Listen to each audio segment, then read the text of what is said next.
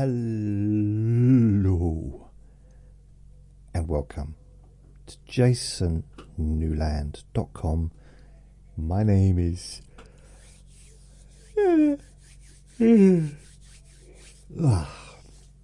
Yawny, rub hands together. That's my nickname. My name's Jason Newland.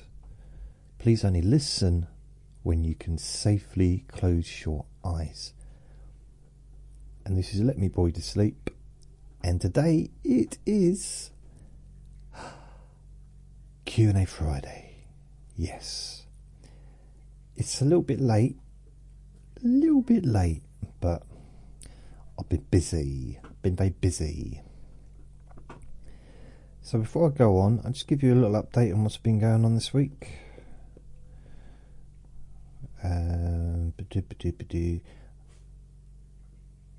Wow, I think actually I did go to do a recording on Wednesday, but I just gave up because I wasn't in the mood. So I kind of did about 20 minutes and I just turned it off. I did one on Tuesday. Didn't do one Thursday. So yeah, done a little bit less than normal this week, but I have been very busy with my website. I've been working on my website, not just the website as far as what it looks like on a laptop or a tablet, but also adapting it for mobile phones to make sure it works correctly. So I've changed a few things. If you've been on there recently, or if you was there a couple of weeks ago, then if you go back, you'll see it's very different. It's just nicer, looks nicer. So I've got the podcasts, which is in the index, and they're all listed. But there's images of the podcast, and you just click on the podcast, and that takes you to all the latest recordings. Or if you want to find out where my podcasts are on the various different apps, just click on podcast apps. I've got Audible. I'm boring myself already, that's quick. There's Apple Podcasts, Audible, Amazon Music, Podcast app, Castbox, Deezer, Luminary, Podcast Republic, Player FM, Podcast Addict, Podcast Index, Podchaser, Podfriend, Podverse, Podbean, Spreaker, Spotify and SoundCloud. It's basically alphabetical order really from top to bottom. Apart from, it's not all actually. It's just the A's are at the top and the S's are at the bottom, but other than that, it's kind of alphabetical. And again, they're all got images.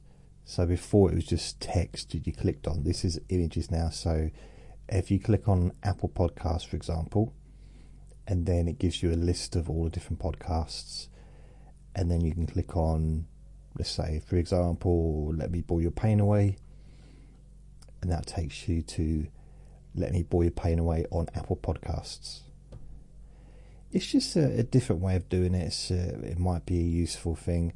So if you're on Castbox and you don't know where my Let Me Bore You to Sleep podcast is, you just click on podcast apps, go down, click on Castbox, click on Let Me Bore You to Sleep, and it brings you to the Let Me Bore You to Sleep podcast on Castbox.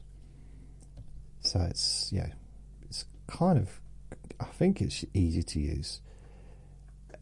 Other than that, I'm in the middle of redoing the playlists. So at the moment, I've got four different podcasts that I've been working on. So Let Me Bore You to Sleep. Okay, there's a few changes on it. Oh, okay. So Let Me Bore You to Sleep. The infrastructure is built for these. but they're not all updated yet. Let Me Bore You to Sleep, Deep Sleep Whisper Hypnosis, Relax and Sleep Hypnosis Daily, and Relaxation for Stress and Panic Attacks. So with these, so let's say for example you click on playlists and then you click on Let Me Bore You to Sleep, it gives you 6 different options: without music, with music, 5 hours without music, 5 hours with music, 10 hours without music, 10 hours with music. At the moment I'm working on the ones without music, because I think the first 1,000 of the Let Me Bore You to Sleep ones are without music, although I might remedy that. So if you click on Let Me Bore You to Sleep, you click on the without music, and then you've got all the way up from 1 to 50. Again, these are images, so it's not just text anymore. It just makes it a little bit easier visually to, you know, manipulate and to maneuver, to I don't know, what's another word for that? Navigate. And it goes down to, the last one is 1351 to 1400.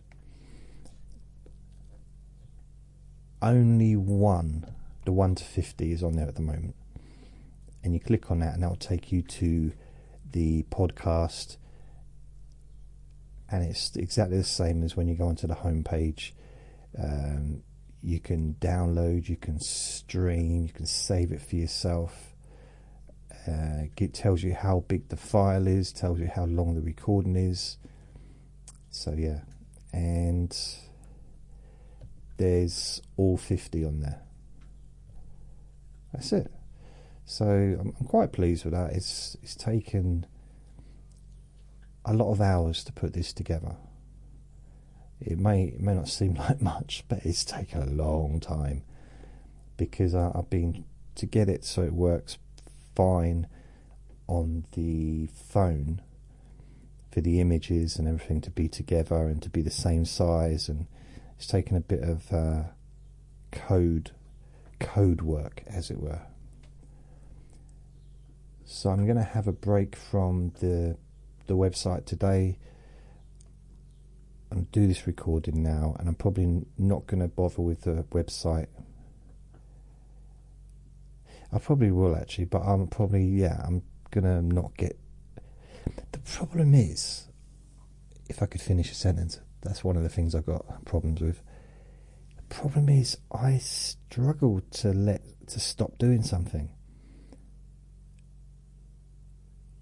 Once I start, especially that, I'll move that metal thing, keep banging it on my desk. Once I start doing these things, for example, working on the podcast apps, there's so much to do. There's a lot of, it's quite intricate in a sense of, you know, I don't know, some of it is just copy paste, but it's remembering where to paste and what to change, and changing sizes of images, and then pasting in the link to the podcast, you know, and making it all kind of align with each other. So there's quite a lot involved in it. So I'm pretty pleased with how it's working out so far.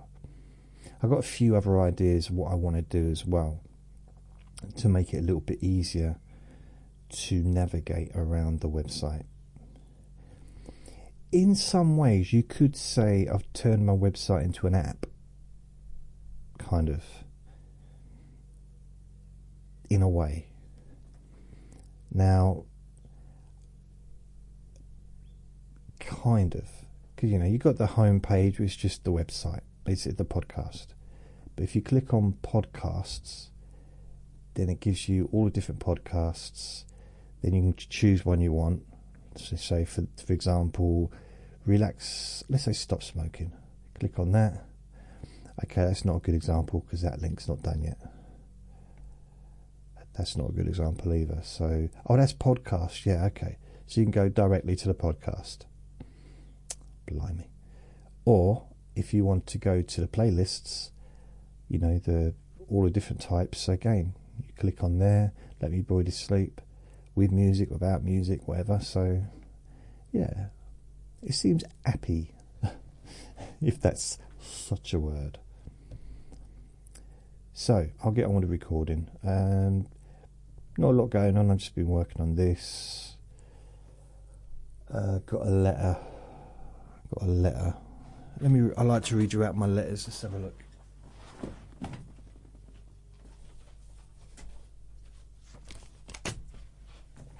Oh.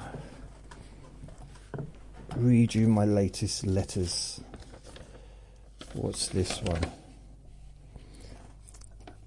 Your income-related employment and support allowance (ESA) payments will end. So it end on the 1st to the 5th, 2025. Will end. They sent me this on the 2nd of May. I didn't get it till about 3 days ago. How it takes so long to get here, I'll never know. I mean, it's coming all the way from Wolverhampton, so I mean, unless they sent it on the back of a donkey. We've received your Universal Credit UC claim, and we sent a plane to drop off. Bloody planes. Your final payment of VSA covers the period 1st to the 5th to the 14th for the 5th. So,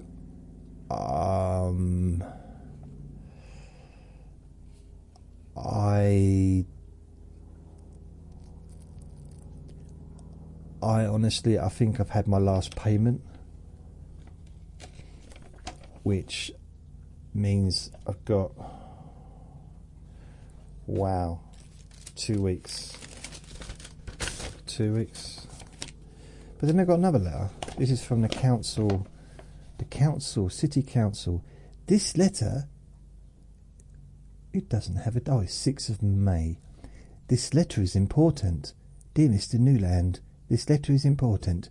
You must read all of it carefully, and you must inform this office immediately if your circumstances change.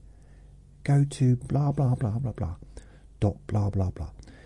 The Department for Work and Pensions had advised us.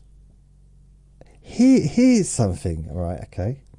This is the first thing I noticed, because I always look for just like if there's any kind of financial thing on there, as in with pound signs, because it's the first thing I notice, really.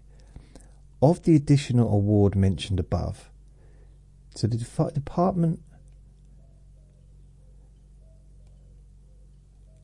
Oh, okay. The Department for Work and Pensions has advised us that you have started claiming Universal Credit and that you qualify for an additional 2 weeks extension of your housing benefit, known as Transition to UC Housing Payment. Of the additional award mentioned above, £168.90 has been recovered against previously notified overpayment. Overpayment? How? How is it an overpayment? Then it says, if you are worried about paying your rent, bills or living expenses, we can help.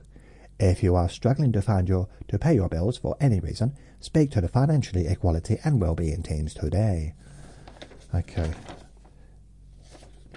So, suddenly you owe this money and then it's been recovered. So I was like confused about that. Like, what's going on? So then it says another letter. Dear Mr. Newland, this letter is also important. You must also read all of this carefully.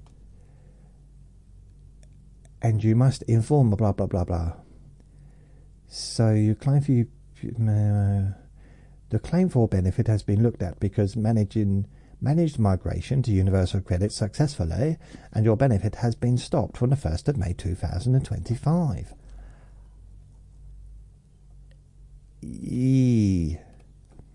So pretty much I think oh no, I think it's the 8th of June before I get paid. Oh, I'm confused. The housing costs will now be paid within your Universal Credit Award, Please contact your work coach if you have any changes or the costs are incorrect. If you are advised, blah, blah, blah, blah, blah, blah. As your entitlement has ended, any overpayments which were previously overpaid or recovered or blah, blah, blah, via deductions from the housing benefit payment will now end. As such, if you have any outstanding it's like too much information. And then it says here, you have been overpaid £168.90 housing benefit. Of this overpayment, £168.90 is non-recoverable, and therefore only the balance of £0 will be recovered.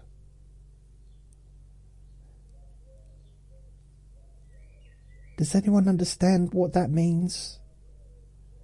Any ideas? Anyone? I really don't. You have been overpaid £168.90 housing benefit. Of this overpayment, £168.90 is non-recoverable, and therefore only the balance of £0 will be recovered. I get from that there's nothing to pay. They've written it off. But have they written it off? Because worded very strangely. The reason for the overpayment is managed migration, which has been calculated as follows. From the 1st of the 5th, 2025 to the 12th of the 5th, 2025, 1 week and 4 days. Old award £107.48, new award £0. Weekly amount overpaid £107.48, total amount overpaid £168.90. It doesn't make sense. I don't understand it. I know the £107, that's the rent for a week. Your repayment will be accepted without prejudice to any further action. If you're... It doesn't make... The way they've worded it is so...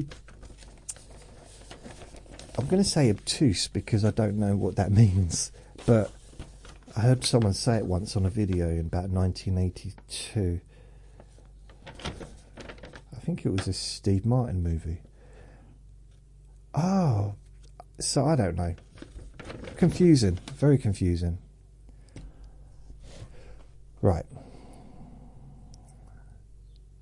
They have agreed to pay my rent directly to the housing benefit, and they've also agreed to pay me every 2 weeks from the 8th of, I think it's the 8th of June, and they'll let me know on the 4th of June what I'm getting.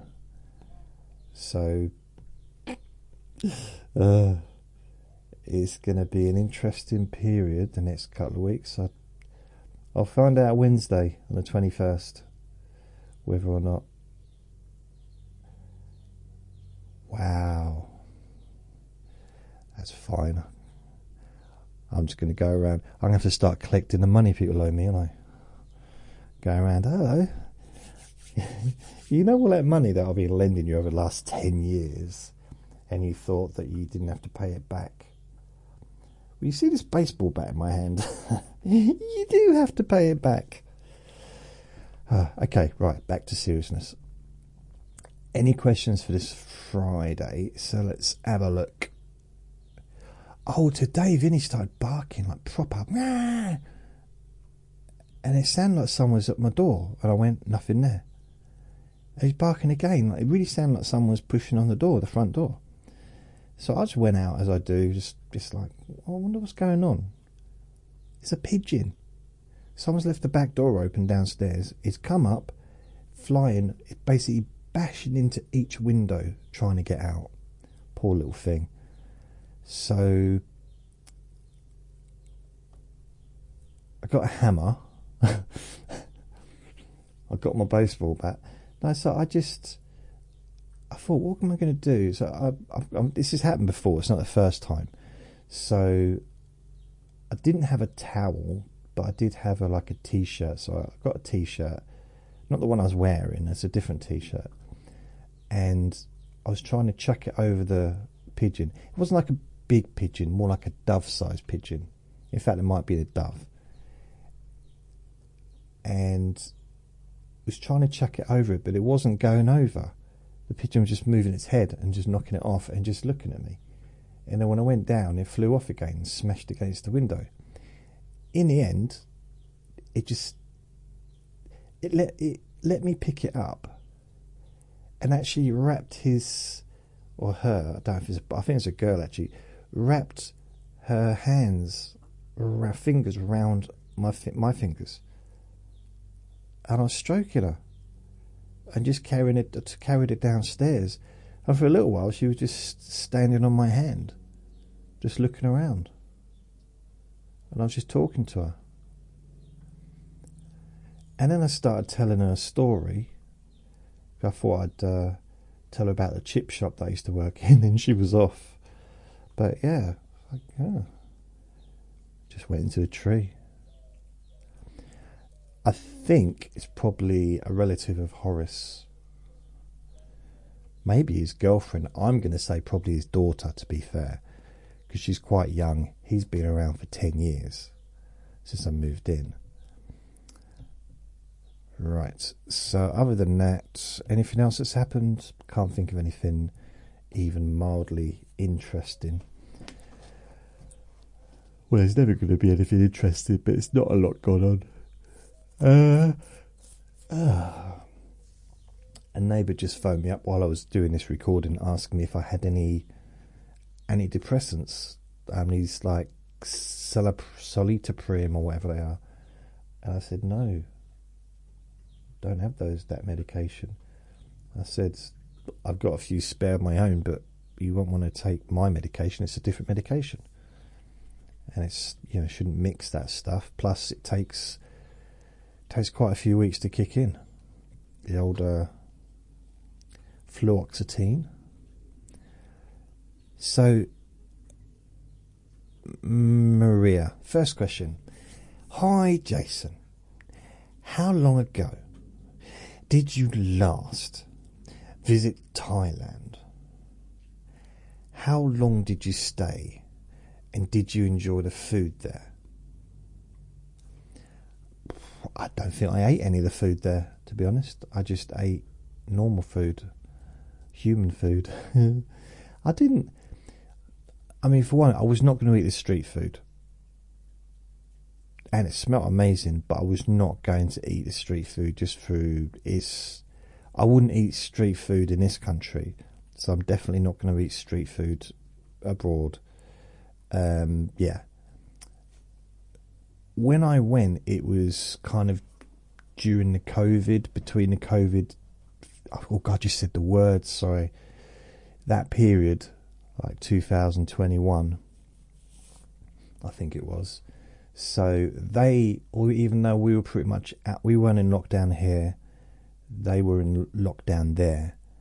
Not to the point of banning anyone visiting, but you had to wear masks in every shop.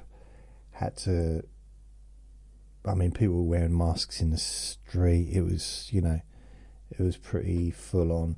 Had to have your your temperature done before entering any places. Any establishments has to do that, and there's hand wash everywhere. So it was very it was a bit of a weird time. A lot of the restaurants were closed. A lot of everything was closed when I went there, actually. So I stayed in a hotel place.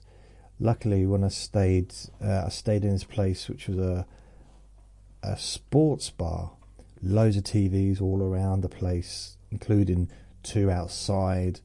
Remember, I watched the boxing. That was cool. And they had food there. So I ate every day there. And it was really burgers and stuff like that, to be honest with you. I wasn't very creative with my food choices. But they were catering for Westerners. Well, Westerners and Australians. Mainly Australians. It was an Australian bar run by Australian people. And other than me, I think all the customers were Australian.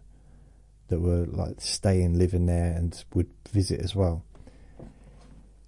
So it's a very, I mean, there was a few people that weren't Australian. All the staff, other than the owners, the staff weren't Australian. But they wouldn't be allowed to work there. In Thailand, you have to be Thai to work in most jobs, actually. Most. I've done a little bit of research into that, and you can, if you've got a share in a place, you can work, but you can't take a Thai job.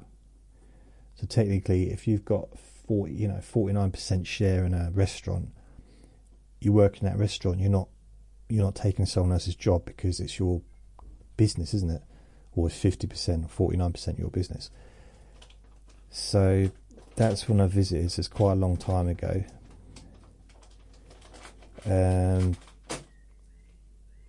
Wasn't long. I had a chest infection. So it was just, I can't remember, it was just over 2 weeks, 2 and a bit weeks. And I came back. I was there for 2 days, I think. It's getting vague.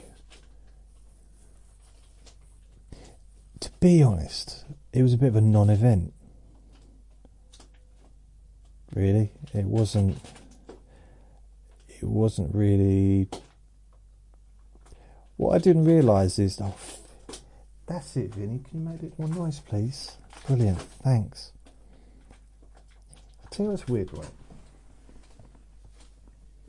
He's absolutely destroyed this bag, which had his treat in. Chewy chicken twists, right? He's destroyed it. It's empty and he's destroyed it.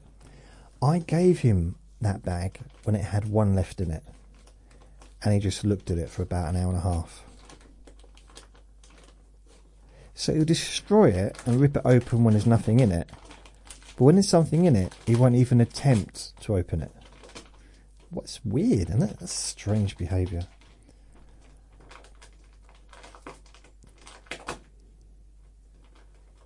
Yeah, it wasn't the right time. Wasn't really the right time for me to go, really. I just got a rebate, a benefit rebate actually from previous years, something that I should have got paid and I wasn't. And I decided I had to get away from here. Things are just difficult living here for, I mean, I basically turned into a carer in some ways. I mean, my friend always said to me, I'm his carer, and I said, no, I'm not your carer. But I think emotionally I was. I just constantly worried about him, just for years. For years and years. So I needed to get away. And, I gave him a little bit of money as well. When I got that money, paid off my debts. Went away. I did the old, gave a load of food out to people that were that were hungry. So that was the highlight for me. That was, you could say, almost the highlight of my life, is handing out hundreds of meals and whatever it was. I can't remember how many it was, but I did it 2 days in a row, and it was kind of the best thing I've ever done, or feeling wise. It just felt amazing. So it was worth it for that. And I know I could have done the same thing here.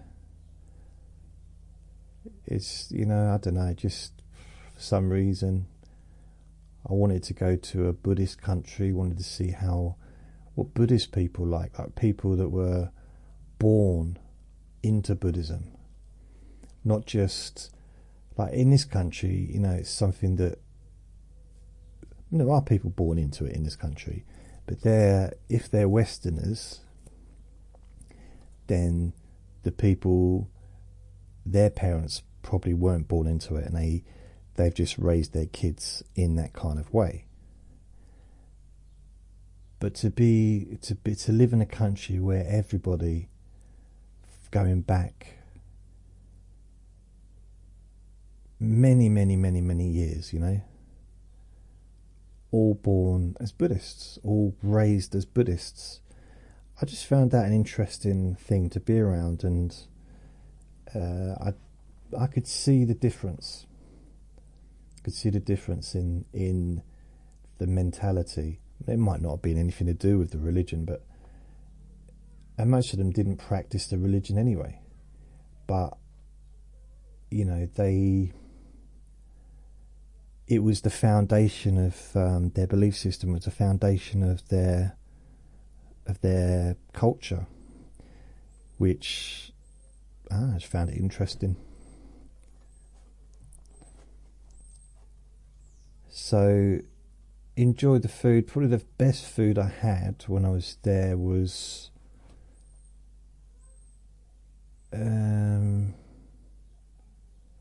apple pie and ice cream. Yeah, that was nice. So the cook in that bar, it was a bar, but it was also like hotel as well, the sports bar. The cook in there, I got on really well with her, and she made sure she got lots of pies in for me, so I could have an apple pie and ice cream after my meals. And I had a cooked breakfast every morning. And also, so I basically I'd eat twice a day there. So I'd eat a breakfast, cooked breakfast, then I'd have, when I was out, I'd probably see if I could get something, maybe a McDonald's, or I'm trying to think, just have a look around, see if there's other places. Some places I went in one place which was terrible. It was really bad. It was, I think it was called the Nag's Head, and apparently it used to be owned by Kevin Keegan. That's what they said, because there's pictures of him on the wall. That was Kevin Keegan was like a superstar footballer in the early 80s in the UK, well, worldwide as well, I think. And he had curly hair. I'd say it's not relevant, but it was, because it was the fashion back then. The amount of people, the amount of boys that were getting their hair curled, permed, to look like Kevin Keegan, because he was a superstar footballer. So I went in there, and I think that it was a cooked breakfast, and I think it was some beans, an egg, which I'm not sure what kind of egg it was, some bacon that did not look like bacon, and some sausages, the type that I give Vinny.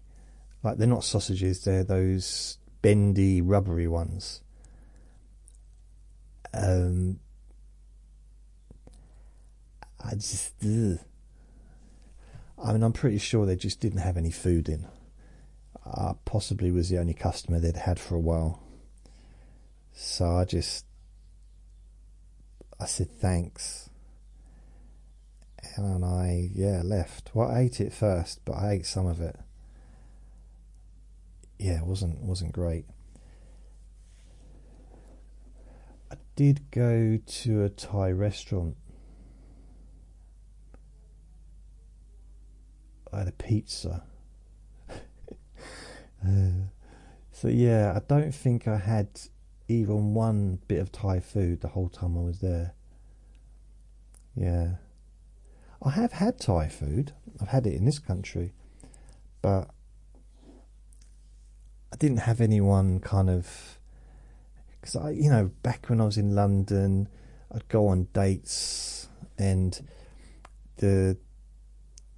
some of the people that I'd go on dates with, they'd be much more open culturally to new things. And because you can pretty much eat any food from anywhere in the world in London, like any type of food. So, you know, I've been in Vietnamese, I've been in Thai, I've been in Spanish, Italian, French, whatever. Lots of different places. And I always felt that pressure to kind of be involved, you know, to show that I'm open-minded, and I order something without knowing what it is sometimes and deeply regret it. And as I got older, I just thought, you know what, no. If I go into a Chinese restaurant, I probably am going to order an omelette and chips, or an omelette and fried rice, egg fried rice. You know, I know what I like, and that's what I like. I like omelettes. And yeah, I'm sure the Thai food's amazing. I mean, some people go to Thailand for the Thai food. It's the thing they look forward to most, because I guess it's the most authentic Thai food you're going to get. It's like the most authentic any food you're going to get is in the country of origin, I imagine. I'm sure if you want the best burger, then you have to go to where the first, I don't even know, America? Is that where the burgers come from? Or if you want the first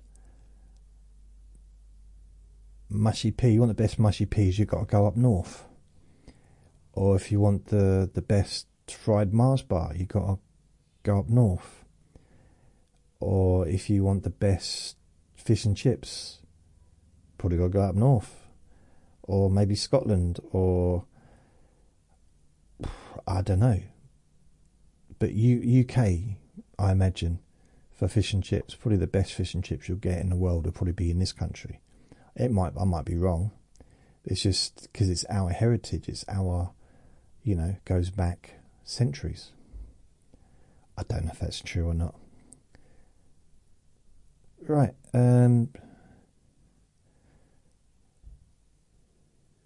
Kathleen asks me, I've got a lot of questions to get through, just to let you know that. There's loads.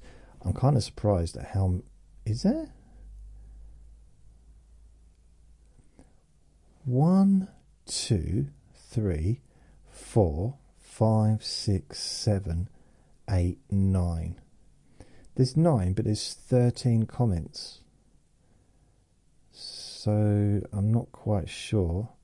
Oh, okay. One's got 1 reply and one's got 3 replies. So there's 9 questions. The next one is from Kathleen. Couple of questions, JJ. Or Vinny's floppy ear. Is he able to straighten it, or is it always floppy? He can straighten it. Sometimes if he's...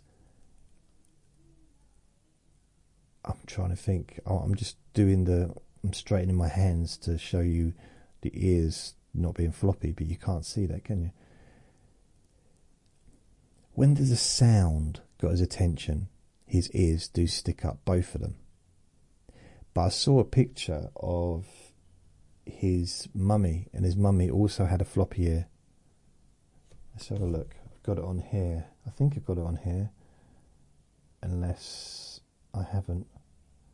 Sometimes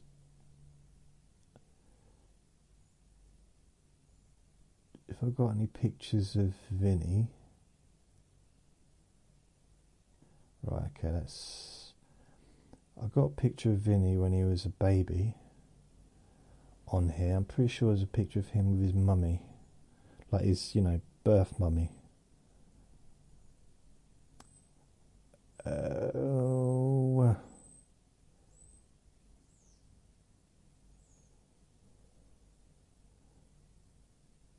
So cute when he was a baby.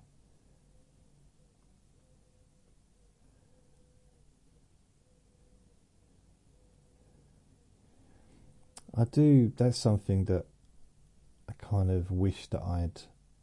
Oh, there's a little cute, he's in a cage. Never liked the idea of having dogs in cages. Never been something that I don't know.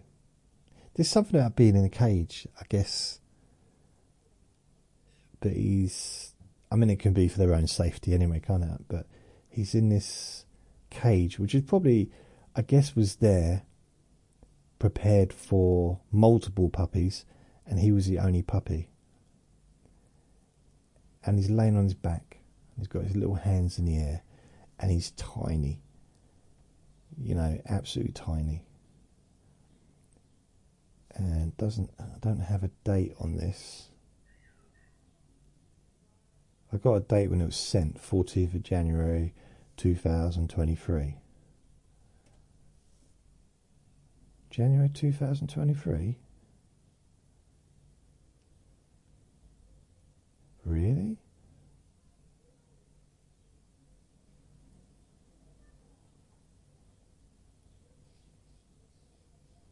No. January 2000. No, it wouldn't have sent it to me in 2023. That's her date, isn't it? What's my date? Wasn't January 2023. I didn't even know her in January 2023. I didn't get him till I'm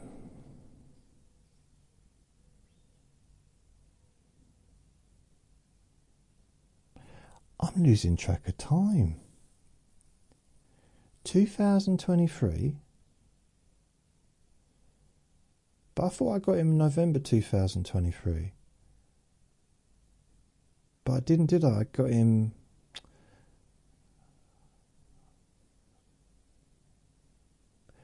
I got him in 2022. November. 2022.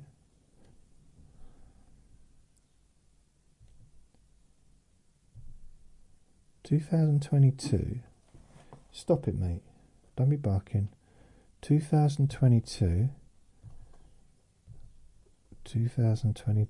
So November 2022, November 2023, November 2024. It was December, wasn't it? 2023, 24. 2 years and like 5 months, 4 months, 5 months. So yeah. So I got him in December 2023. 2022. So she must have sent me those pictures, yeah, in the January. Okay. Oh, that just threw me off for a second then. There's a picture of him with his mummy somewhere. I just can't find it. Unless it's on my laptop, which it could be. Let's have a look. Let's have a look at my laptop. Oh, Vinny's found another fly.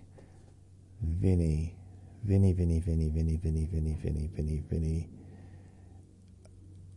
Oh, I don't know where. Vinny.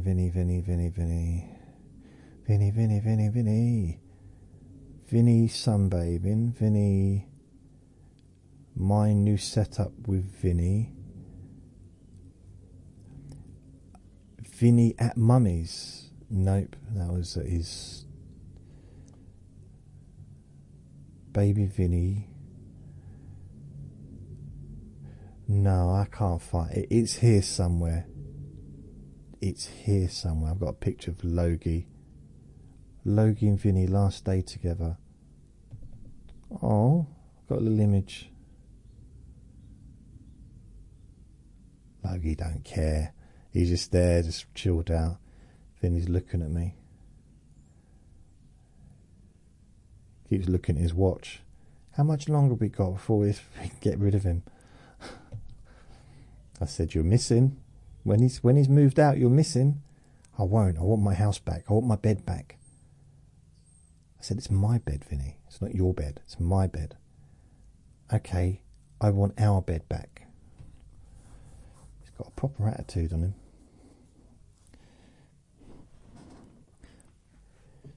So he's always had the floppy ear, but his mummy, his biological mum, had the floppy ear as well. Don't know about his dad. Oh, itchy bum. Both his parents were red, but he was the only one that was red all over. I mean, he's got a little bit of white on his belly and a little bit on his neck, but he's pretty much, and he's got a couple of little little socks, little white socks on. Other than that, and gloves, but he's pretty much red all over.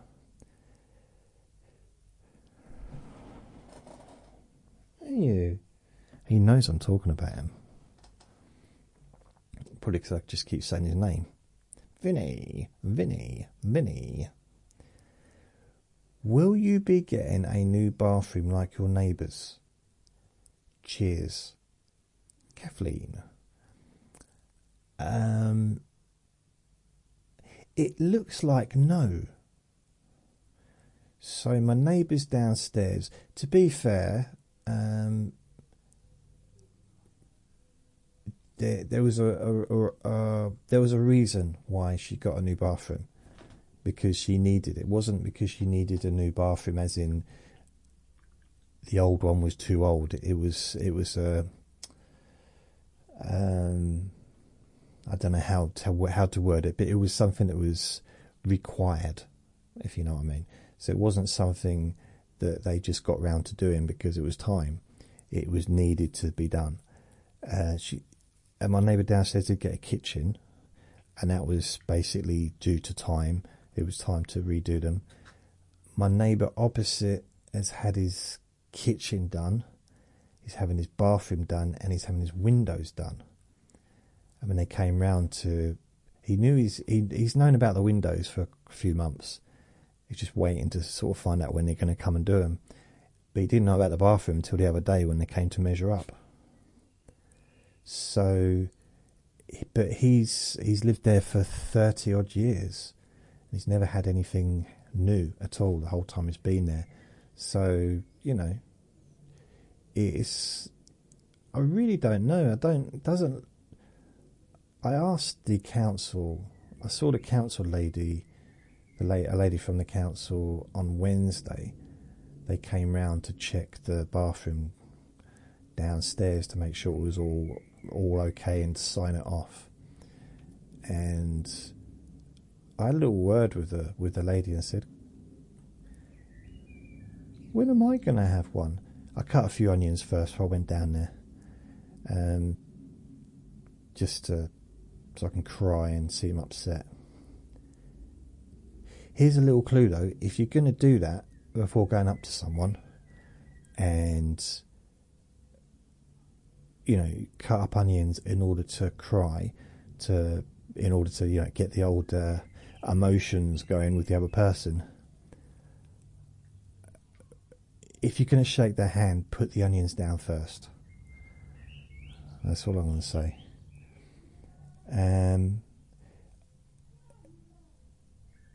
Tammy asks, can hypnosis be an effective tool in reshaping our subconscious patterns? Don't know. Next, I don't know. That's a hard question. I'll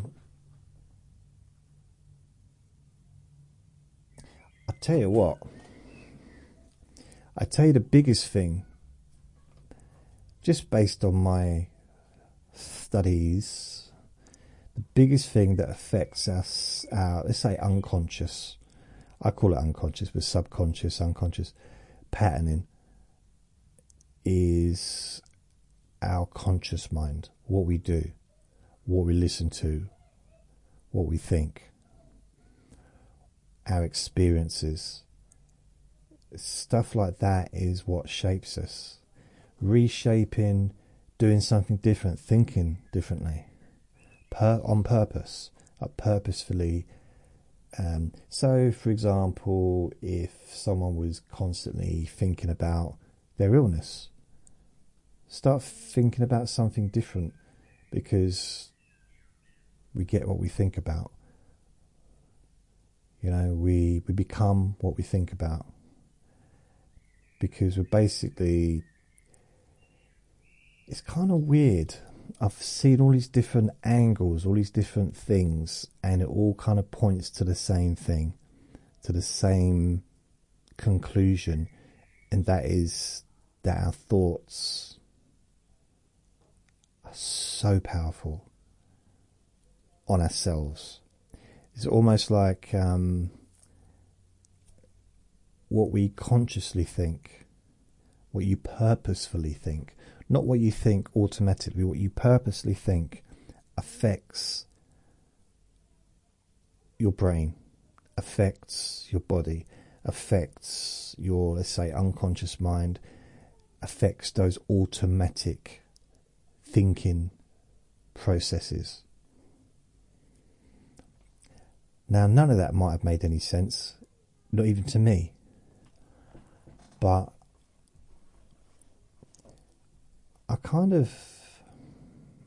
I'm starting to look at hypnosis in a different way to how I used to look at it. And belief, expectations is so important. Just generally, what we expect to happen has a huge effect on what does happen, how we expect to feel. You know, if someone that it's just proven so many times in experiments. It's just like when I was 17, I mentioned this a couple of weeks ago. Went to a party. It was held. It's at a chip shop, but we went to my boss's house, and we were drinking. They all were in on it. They gave me non-alcoholic lager. So every time I went to get a can, they said, "No, I'll get it for you." I thought they were just being nice, but they were all in on it, and they were laughing when I was talking, so I thought I was also being funny. So, you know, I got drunk, and there was no difference, but I've been drunk before, there was no difference. There really wasn't any difference between drinking alcohol and not drinking alcohol, because I thought I was drinking alcohol, and all those chemicals in my brain kicked off. They just did their thing, and I was expecting to feel a certain way, and I felt that way. Now, a good chance is, if they hadn't told me, I may well have gone home, I may well have been ill, I may well have woken up with a hangover. That's how powerful belief is. When you believe that something's, you believe that non-alcoholic lager is alcoholic lager. It's just, that was quite a good thing to happen in one way. It was horrible, horribly embarrassing, and I think it's a very cruel thing to do, actually, to be honest. But hey. But it was a learning experience, and when you think that was 40 years ago, 38 years ago, I mean, it's kind of crazy, isn't it? 38 years on all the different things I've learned since then, comes back to that, is belief. And with all the religious stuff that I've kind of studied, and I've been interested in religion, different religions, since I was a kid. I don't know why, it wasn't so much interested in the specifics of the religion or the rules. I was fascinated by why people did it. I was fascinated, and I still am, really. I understand it a little bit more now than I used to, I think. But just fascinated how why. Well, I kind of understand why people need religion, but there's like two sides to it, because I've seen the damage. It like from a, I was going to say damage, but how someone can turn it to be in a negative. So I knew someone that they lost someone close to them. That person's gone to heaven. Good thing. You know, that's a kind of a positive way to deal with it. They've gone to heaven. They're happy now. They're now, they're not suffering anymore. That kind of, I know it's cliche stuff, but it's got to be helpful. It can't not be, really, can it? It's like, so, okay, I'm going to see them again soon. That's nice. So it's not the last time you ever see them. So there's that belief. It can be comforting. But then that belief turned, for this one person I'm thinking about, turned into, I want to be with them now. And it was like, no. And they tried to be with them now, as it were. This is a few years ago. And I'm like, well, it's really hard. What do you do with that? It's like, okay, well, if you didn't believe in that belief system, that religious belief system, then you wouldn't be doing that, because you wouldn't be trying to be with them if you didn't believe you could be with them. You'd perhaps just have to find a way to move on with your life. So yeah, it's a complicated thing, but I've just seen some of the things that people do. A lot of it's been on the news, to be fair, but based on belief, based on their expectations of what's going to happen to them, or if they're going to be rewarded, even if it's doing a non-good thing. I'm keeping this very vague. So it's really powerful if you take anyone. Having the chance to raise a child is a chance to raise your own little angel, or your own little monster, or your own little confused creature that doesn't know what. I mean, I just don't think individual human beings necessarily always, I know I wouldn't have the capacity to raise a child in a way that they needed to be raised. I don't think, I mean, some people do have that. Some people, like me, probably don't. I don't think I'm patient enough. But it's really weird to just think how much you can forge a child's brain and their mind by the stuff you say, by what they see you do, what they hear you say, the behaviour, your belief structure, what you tell them as things like as fact, when it's just an opinion, and they believe it, and they will literally do anything to back up because you said it, so therefore it's true. And I've seen that in action, and I had a friend that, and I told his mum this. I said, you know what? My friend who passed away, at his funeral, I told his mum, do you realise that he believed every single thing you said to him? And she laughed. And I said, serious? If you came in here now and told everyone, okay, not now, but if you told him on a Tuesday that it was a Thursday, he would stick to that. He said, it's a Thursday. My mum said it's a Thursday, so it's a Thursday. Even if everyone's walking around with t-shirts on saying it's Tuesday, and the TV comes on saying we're celebrating Tuesday Day today, he would just completely ignore that factual information because his mum said it was Thursday. And he wouldn't back down. Not for anything. I've never had that connection with anyone to believe what they say. So I've heard so much BS ever since I was born. So much just silly stuff that I realised that nobody is going to be telling the truth the whole time. Because a lot of it is just made up. A lot of it is, it might be truthful to them, but it might be someone else's lie. And opinions and all that stuff. So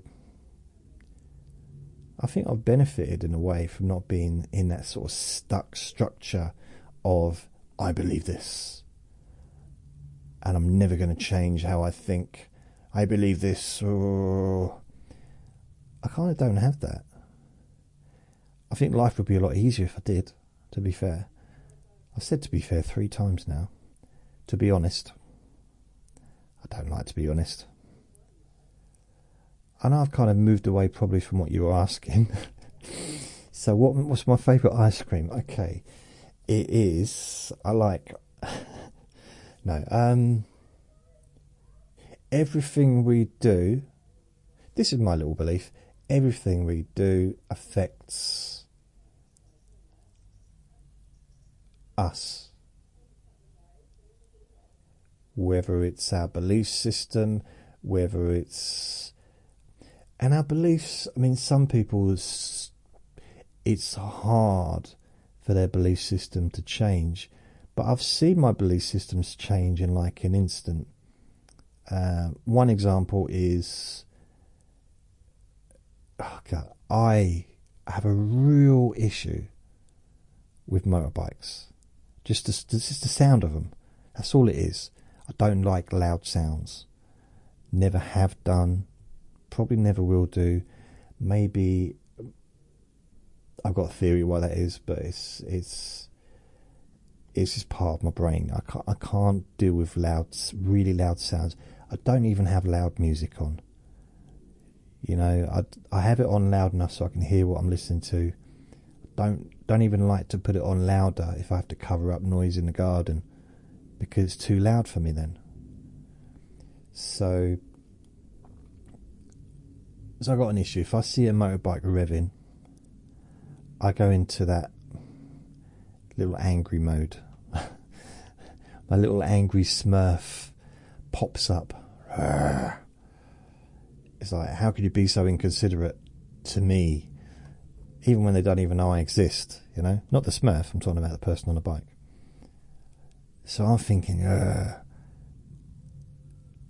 I'm walking past, I'm just like, and then I hear, wee, coming from that direction. I look over, bloke puts his visor up, and it's someone that I see regularly who walks his dog.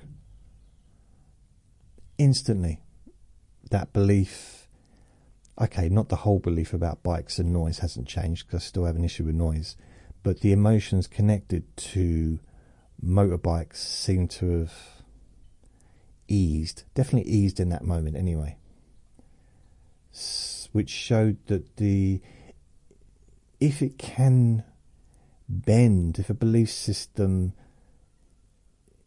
can bend quite easily and be moulded and sort of curved around quite easily, be manipulated and maneuvered, I'm trying to think of clever words, then it's not really, it's, yeah, if it can be, if it's not that tightly structured so they can be moved and changed so easily.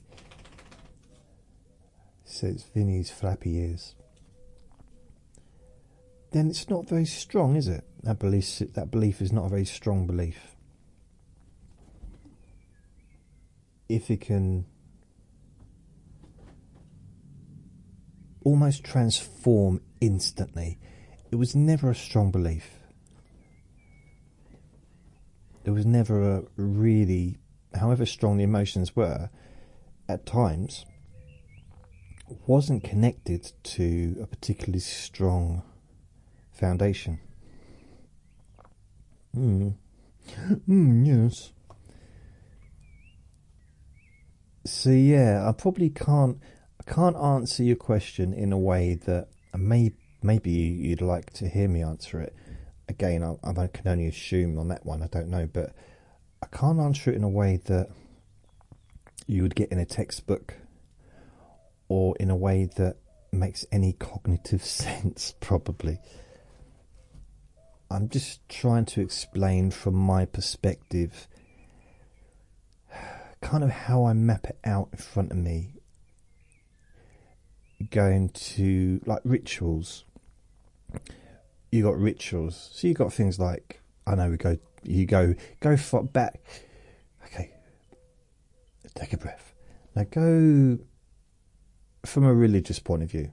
This country, things like Christianity aren't from this country. You know, they're not from Africa. They're not from America.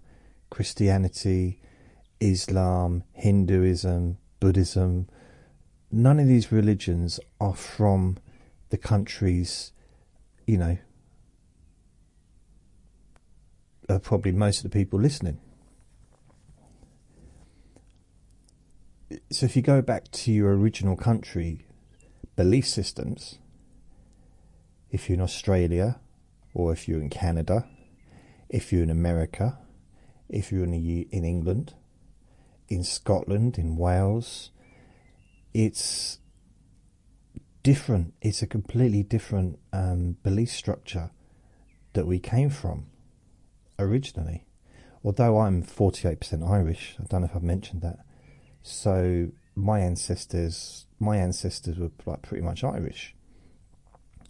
So that would be Celtic, and there was a lot of ritual, and it goes back to almost worshipping the sun and the wind and the trees, and I don't know.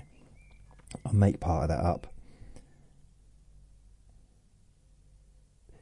But there's that belief system, you know, people, I guess, like carrying a rabbit's foot, or believing something's good luck. Because it is for them. No matter how ridiculous it seems to everyone else, I've seen people that are superstitious, and I think nearly everyone I've seen that's superstitious in a working environment are successful. I've seen that a few times, and they've been successful. They're actually good. And you mess with their superstitious thing, whether it's they might have a picture of their daughter on the thing. So if you draw a moustache on their daughter's photograph, messes their day up. Oh dear. Whether they're superstitious or not, I suppose. But if they lose the thing that they have as a, I guess, kind of like a talisman or whatever,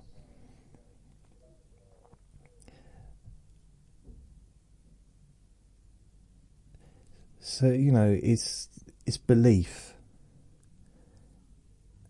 And I think next to that belief, expectations.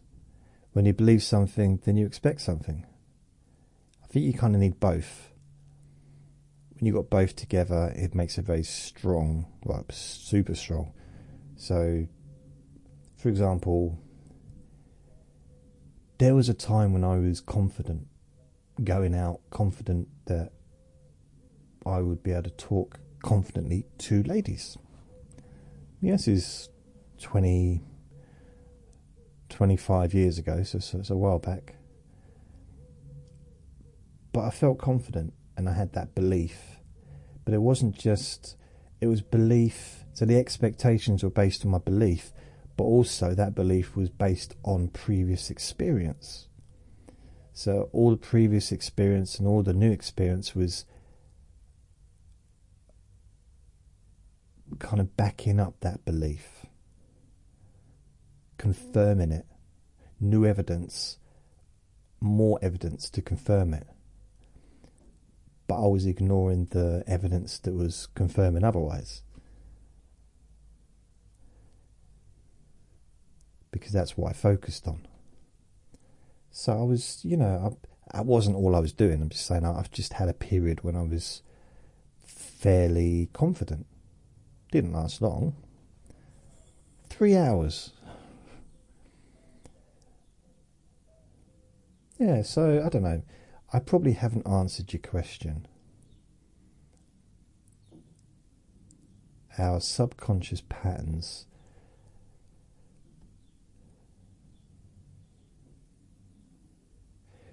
We can change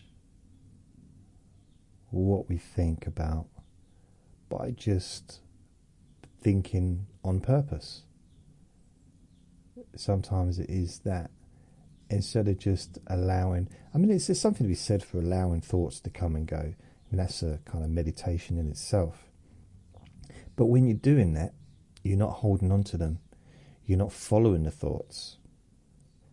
So in a meditation, if, for example, you just sit and just breathe, always made me laugh every time the meditation leader would say, don't forget to breathe. I've never once forgotten to breathe.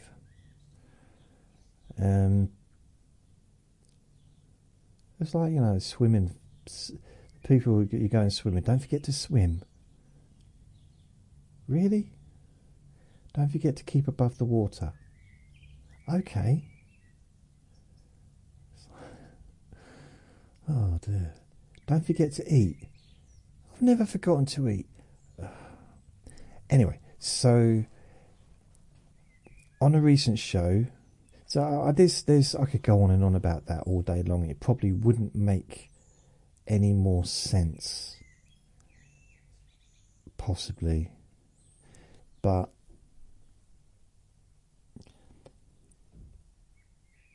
there's something to be said for just sitting down, allowing your thoughts to just come.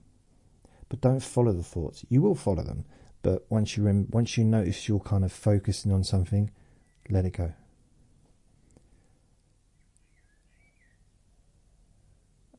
And then just allow the thoughts to come and go. And then when you notice yourself focusing on something, let it go again. And it's kind of a good way to... it's a similar thing. If you want to find out, if you're going to take over a restaurant, or let's say it's a fast food place, or a chip shop. Yeah, it's a chip shop. And you want to find out the kind of customers you're going to get. You want to find out what it's going to be like, what kind of foot traffic you're going to get. Then you sit in the window and look out. You're sitting there and watch. And the longer you sit, the more of an idea you're going to get of what's going on, and you start seeing patterns. Oh, that bloke's coming. He comes in every Tuesday and every Thursday. Oh, he's always got yogurt on his head. Just things like that. And it can be quite interesting to notice what you're thinking without adding anything, without getting into an internal dialogue or being imaginative, which can also be fun, I suppose. I don't know if I've answered that. Jonathan, on a recent show you mentioned a disability of yours but didn't refer to what it was, and also implied that you maybe don't drive but curious about both of these. Well, that's the thing with these recordings. I've mentioned it a few times, but I know that sometimes if people fall asleep or whatever, you're not going to hear what I've talked about. But I don't know if I mentioned it too much, but yeah, I've got bipolar, affective disorder, and which is classed as a disability with me, and EUPD, so emotionally unstable personality disorder. So they're the two things. It's like mental stuff. That's my disability. I haven't got any physical disabilities, but I do have a disability bus pass. I'm like an old pensioner now, aren't I? I do not allowed to drive because of the medication I'm on, because it causes drowsiness, and the DW, what is it called? The DLP, DL, whatever, DWL, the driving people, driving. I forget the name of the company, the driving place. Yeah, they didn't ban me, like in a way of like banning me for drink driving or whatever, or speeding. They just banned me from driving. They said I'm not allowed to drive. This was quite a few years ago. However, I don't drive. I can't drive. So it's one of those weird things. When I first got my bus pass, I had to go to the driving place and get proof about me not being able to drive. That's the only reason they would give me a bus pass. So I just went, got a letter from the doctor just to tell them what was my situation, and they banned me. I was like, wow. But yeah, I don't know quite. It causes drowsiness, the medications. I think it's probably more to do with that than my my road rage potential. I don't know. Yeah, I don't know what kind of driver I would be. But yeah, I don't drive. Never driven. I've had 2 sets of driving lessons, one in London and one in Ipswich. Period. In London, 1991. What's the point? I was walking faster than the traffic was driving. I didn't really see the bigger picture, really, like, of driving outside of London. But inside of London, it didn't seem any point. It's like everything was moving so slowly. And you got cars, you can't even drive, you've got to stop like every 2 seconds to let cars through, because people are parked both sides of the road. Because you're not allowed to park on the pavement in London. Which is, I'm glad. That's one of my big pet peeves. People parking on the pavement. I don't know what it is. We've got someone locally. It's an ambulance. They park on the pavement. Anyway, yeah, I just got my little pet peeve. People parking on the pavement. You're not allowed to do that in London. You're not allowed to do it anywhere in this country, but it's not enforced. But in London, it's enforced. So you literally got to stop, and if there's another car coming, you got to let them through, or they let you through. And yeah, so I just didn't see the point in driving. Plus, I was working. Whenever I had the money to pay for driving lessons, I was working too many hours to have any time to take driving lessons. So, that's that. Joanne, not a question, but if you are thinking about selling merch, I would definitely wear a t-shirt that said, I sleep with Jason every night. Oi. Tammy says, that's a shirt I definitely could not wear to work. And I'm thinking, why? And then Tammy puts, someone by the same name in my office, so I don't want to give them ideas. Yeah, that could get awkward. By the way, I shouldn't be reading you out what other people have written, because you need to join the boring group, Jason Newland's boring group. If you want to see what people have written, you need to join, man. So the next one, oh yeah, I've got to answer that question, haven't I? Sorry. I was thinking about that. I mean, merchandise isn't going to happen anywhere anytime soon. Maybe in the future, unless you want to just make some yourself. That'd be cool. Maybe put my website at the bottom, my website address. Just otherwise, they won't know who you're talking about, man.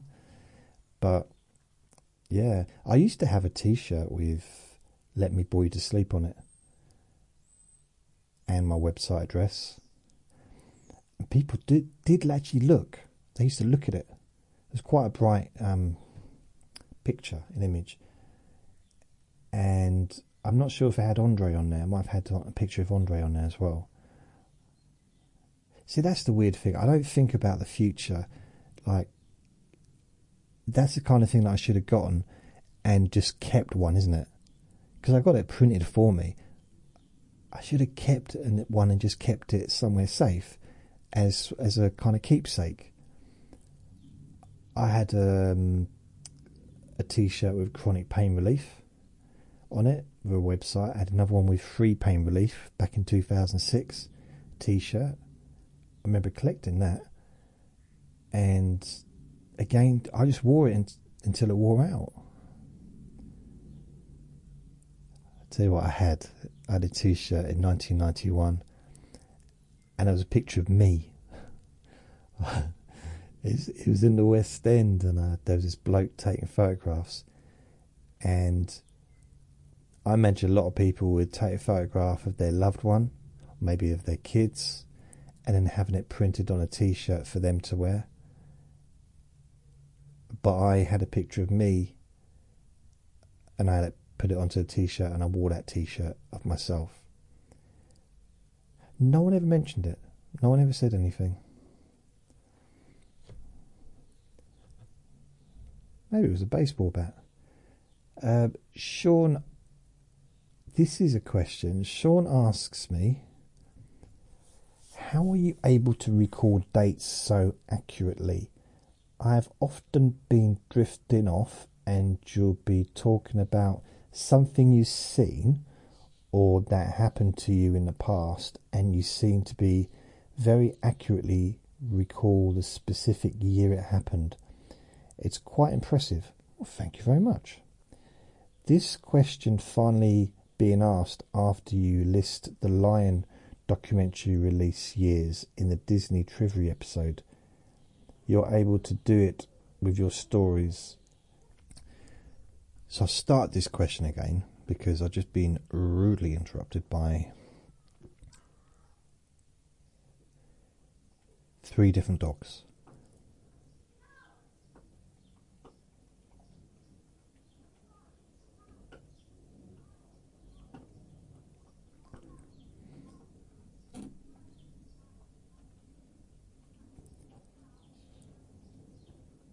There's someone downstairs shouting as well now. Brilliant. Right, here we go. Sean says, how are you able to record dates so accurately? I've often been drifting off, and you'll be talking about something you've seen or that happened to you in the past, and you seem to be very accurately recording the specific year it happened. It's quite impressive. I agree. Thank you very much. And this question finally being asked after you list the Lion documentary release years in the Disney Trivia episode. You're also able to do it with your stories too. In X year this happened, etc. I'm always amazed by your memory. Well, thank you. Well, I mean, to be fair, sometimes I do have the laptop in front of me, so if I'm looking up stuff, so I don't always remember every single year. But when it's to do with my life, not to do with my life, I mean, technically, Madonna releasing the Like a Prayer album in 1989 wasn't to do with my life, but it signified a particular time. I remember listening to it in France, in the France ferry port. Well, it might have been Dover.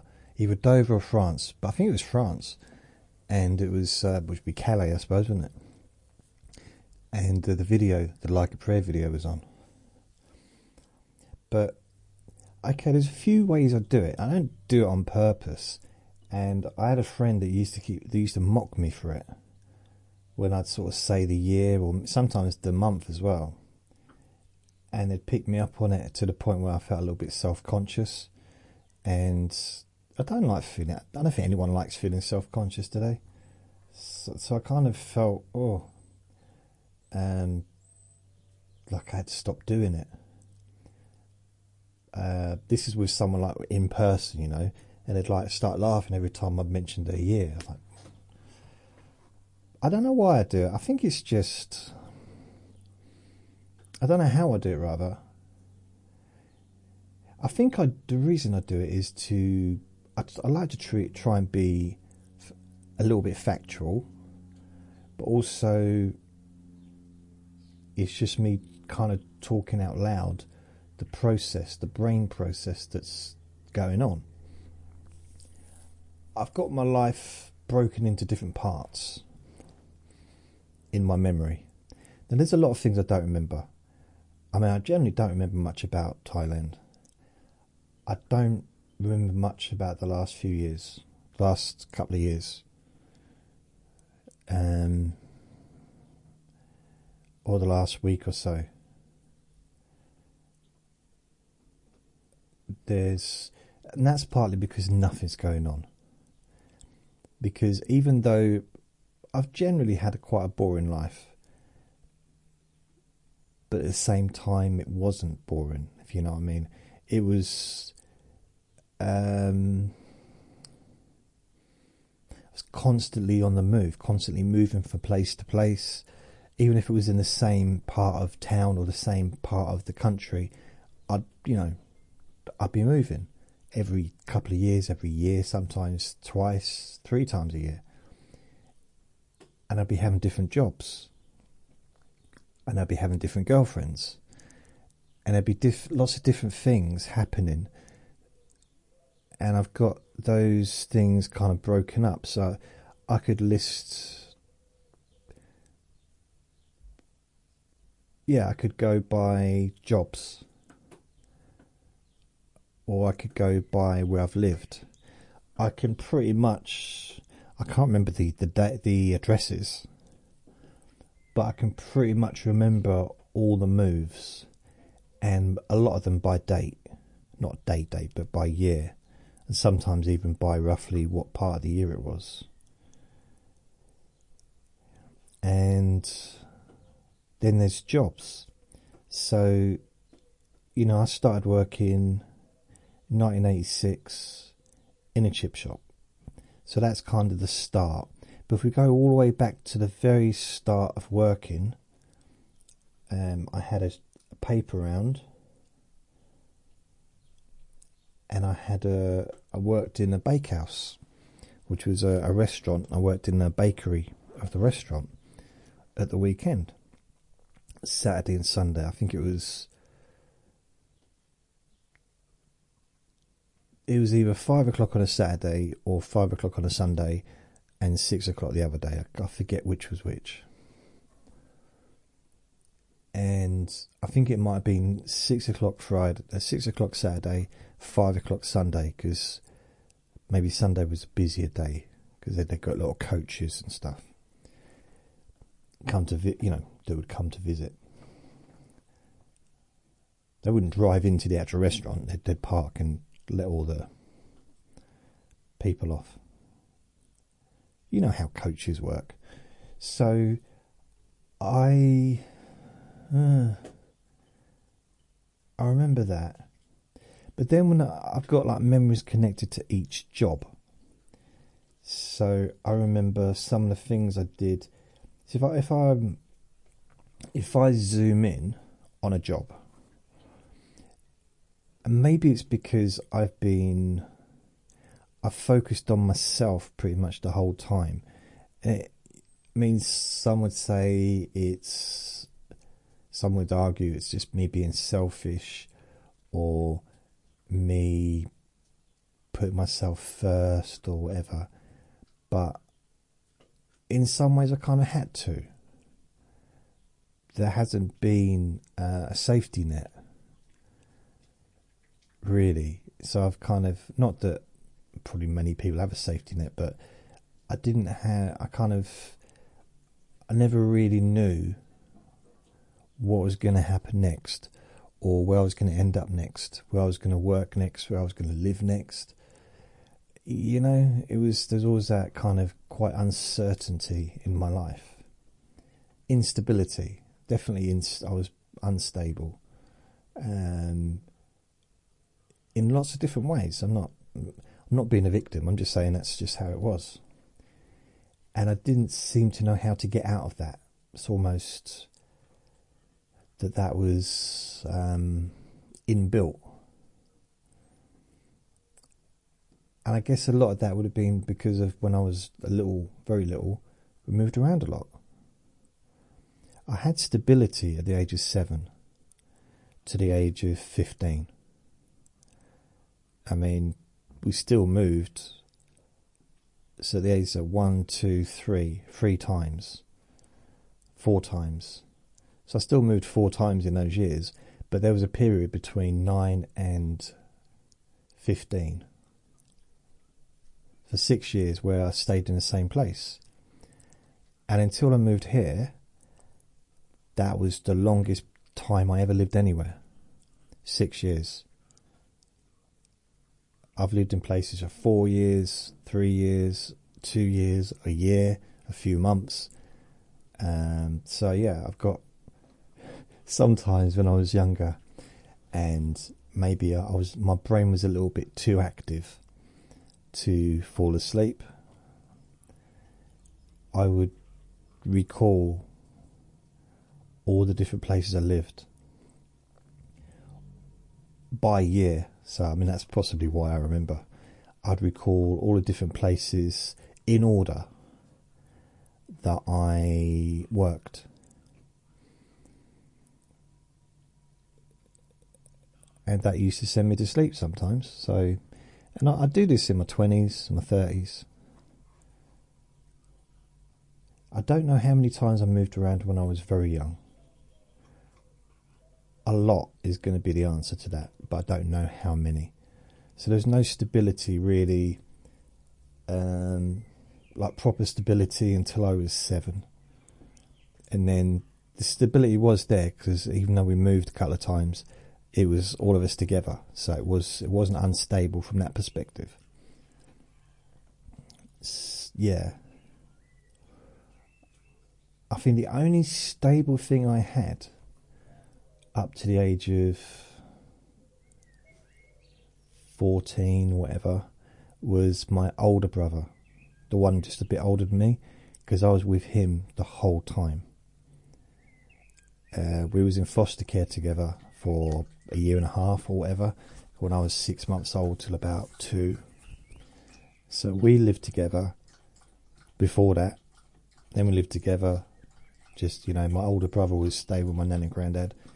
And then we moved away, we got took away to Newcastle. Then we lived in a couple of children's homes, and then we came back and ended up living with my dad. And so he was the only real consistent, other than my older brother, who became consistent in my life from the age of...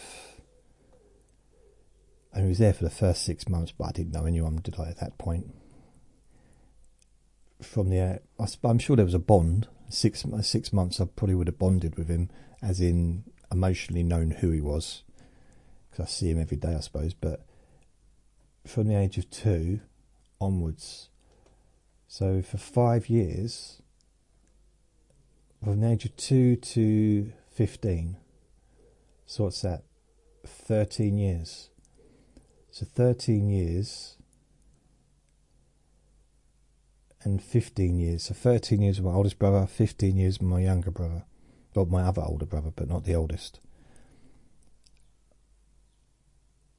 Other than my dad and my nan, they were the only 2 people. But it's different because I lived with them.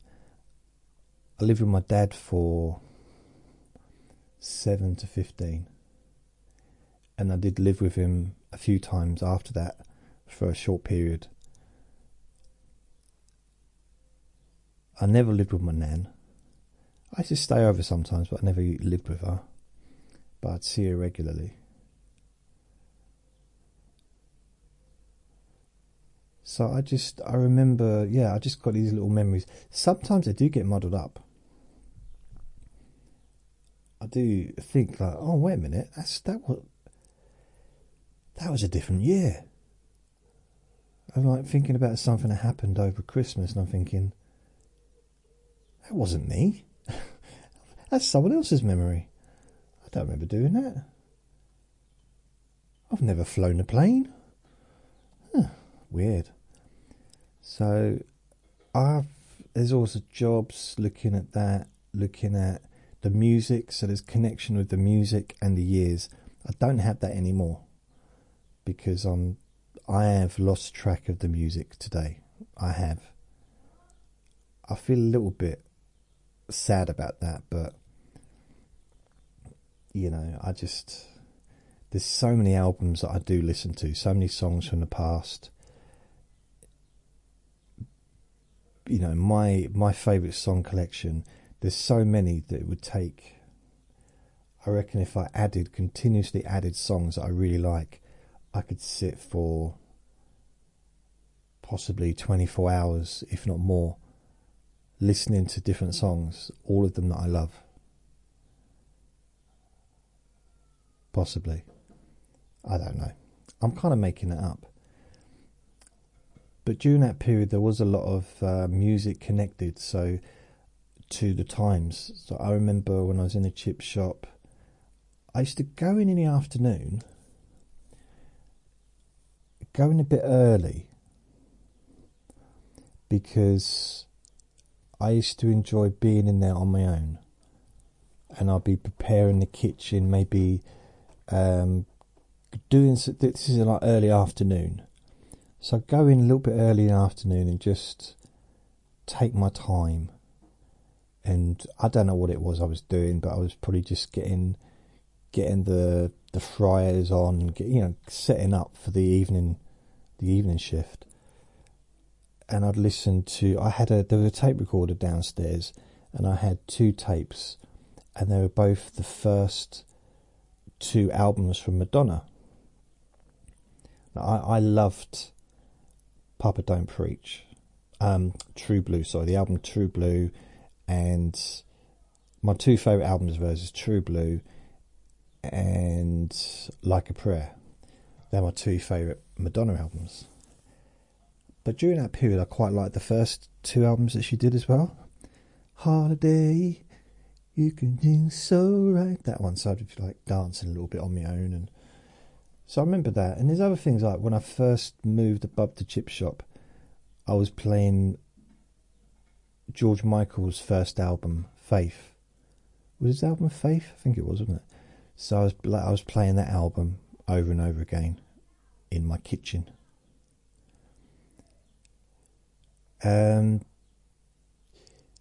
Just little bits and bobs connected to music.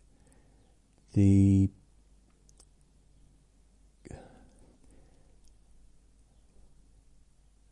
trying to give an example now. I can't think of any examples. Yeah, but there are examples. It's not necessarily going to pop up when I want it to. But if I was, for example, I don't know, if you was like, let's focus on the year 2005, straight away, Michael Jackson's album History came out. So I would talk about that. Was it 2005 or 2004? I think it was 2005. I was definitely listening to it in 2005 anyway. And then we could say, well, that was the year, it was 2005. And then I could say, okay, well, I had 2 girlfriends that year. I also went and worked at Butlins. And just going back through that year, I can remember certain things that happened. I can't remember where I was living, because I was living in one place, then I went to Butlins, then I come back, and I was homeless, didn't have anywhere to stay. But that was pretty much the beginning of 2006. So, and the only reason I went to Butlins is because we were being evicted. So I was evicted from the house. It was a council house that my friend was living in, or council flat, whatever it was, and he was being evicted. Was it council? I can't remember. He had a flat and a house. But anyway, I had to get out of there, so I went and moved. I just went to the job centre. What am I going to do? Because I had no job.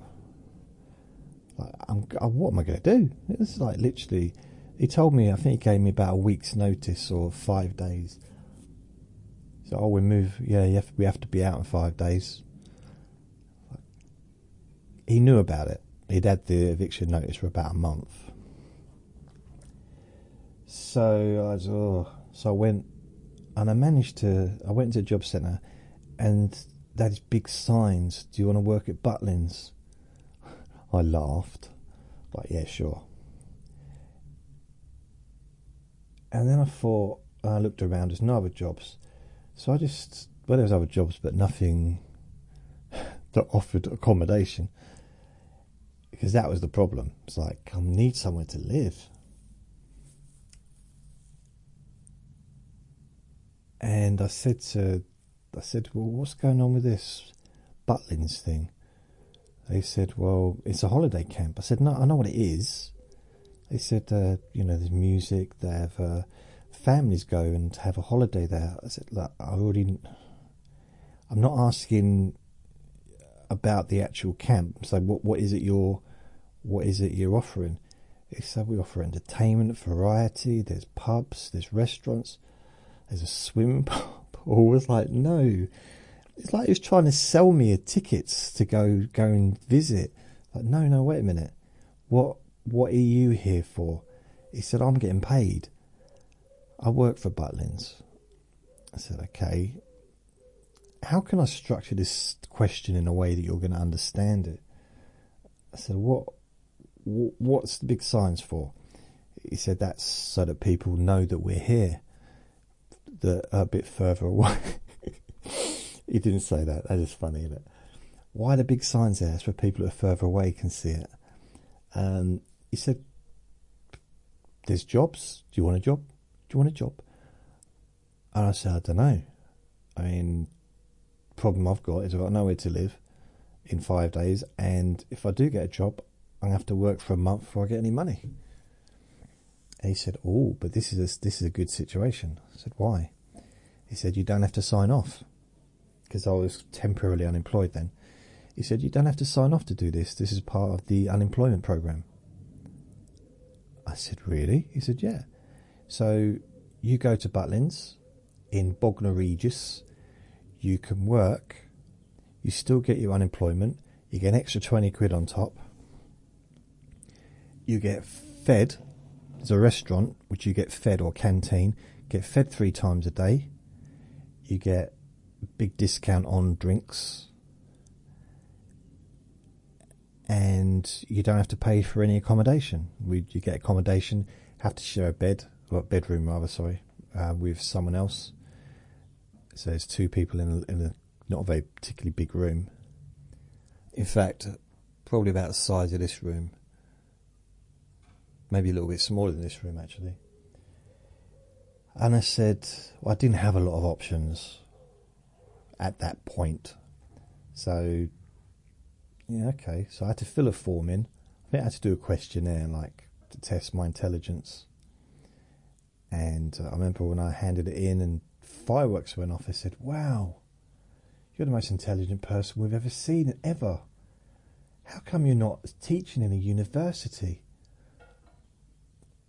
And that didn't happen.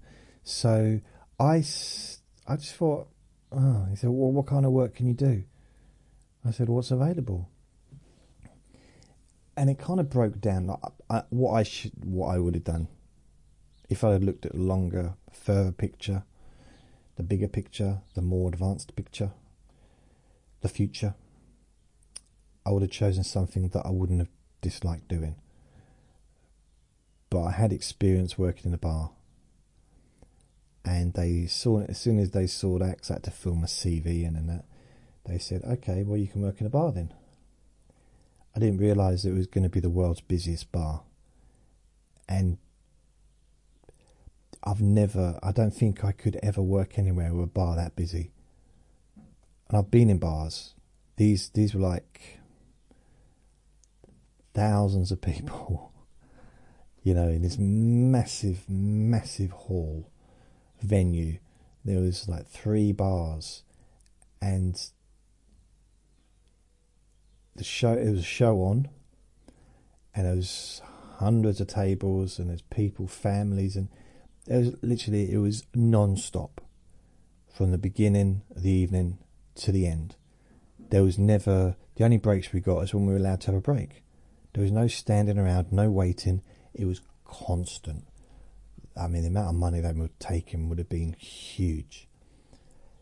So I said, okay, I probably should have been better off going and doing a cleaning, becoming like cleaning the chalets. But I had a little. Had I? Wait a minute. Is this 2005? Yes, I had. I'd had a little test of doing that in 1989. I cleaned caravans for a little while, and it was kind of the same process. You know, you've got a limited time to do it, and it's got to be kind of perfect, and it's very hard work. You know, if you ever go anywhere that has a chalet or a caravan, I don't know what I was gonna sort of say. Just think about the people that have to clean it. I'm not sure where I'm going with that, but it's hard. It's really hard. It's not an easy job. Very difficult job. So it kind of put me off. I just had an interruption there. There was dogs barking. It sounded like someone was knocking on the door, but they wasn't. I can't remember what I was talking about, but yeah, that's kind of how I was saying about butlins and caravans or something.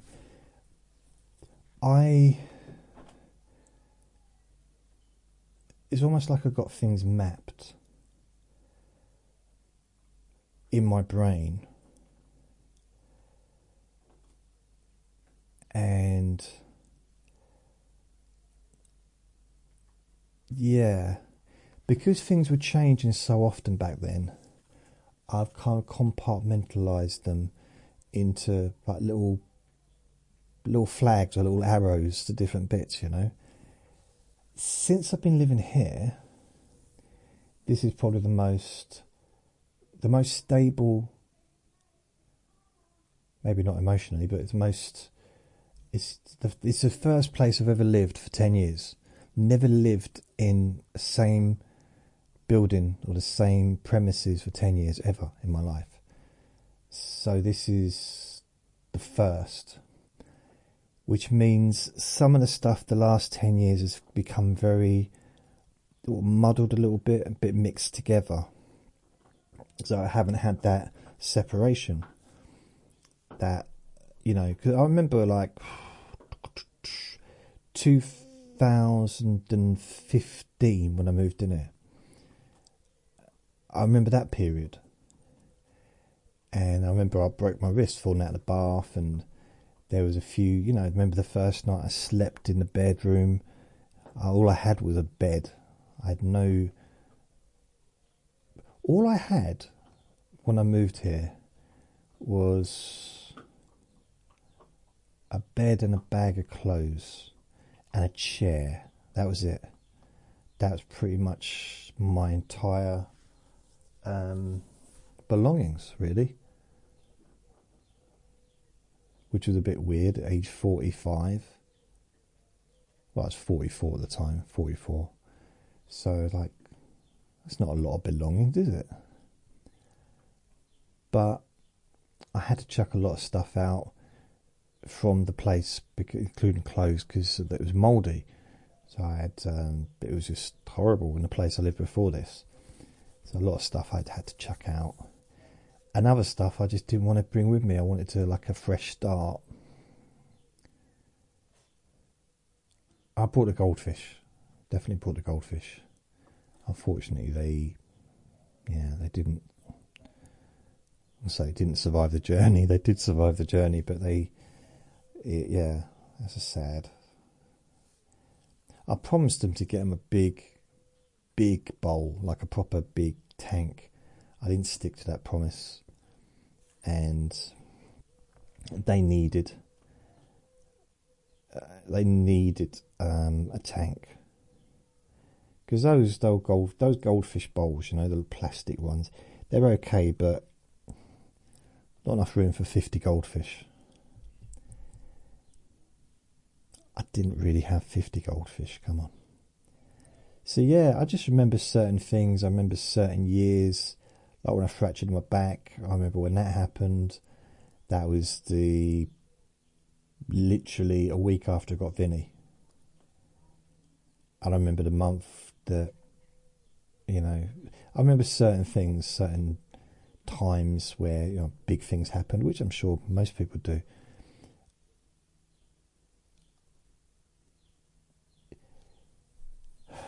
Or also, I suppose, because I've got dates on my podcasts, I can sometimes go back and some of the images and some are like, just to remind myself, what's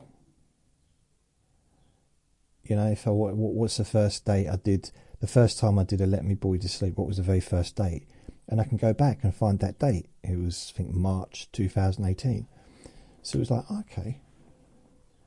Which is crazy, really. 3 years, I'll be 10 years doing the Let Me Bore You to Sleep. Next year, it'll be 20 years of making podcasts and videos online. 20 years. You'd think I'd have an audience by now, wouldn't you? But I keep going, or keep at it. So anyway, thanks, Sean. I hope I've answered these questions. It's been 2 hours so far. So Jackie says, Tammy, I agree. I love that Jason is so candid with his thoughts, and I love his awareness, his inherent kindness. Oh, thank you. Let's not get too crazy. This is not a cult. No, carry on. You can say nice things. There's never trust me, I never get bored of hearing nice things said about me. That's the one thing. I will never get bored of that. If you send me nice words saying how I'm helping you, not once have I ever seen a message and thought, oh, shut up. Oh, not you again, it's being nice. No. I can't get enough of that, honestly. It probably says something about my need for acceptance, possibly. But yeah, it's nice to feel appreciated, I think. I mean, I don't feel appreciated in real life, so it's nice that, I mean, I know this is real life, but technically it's kind of,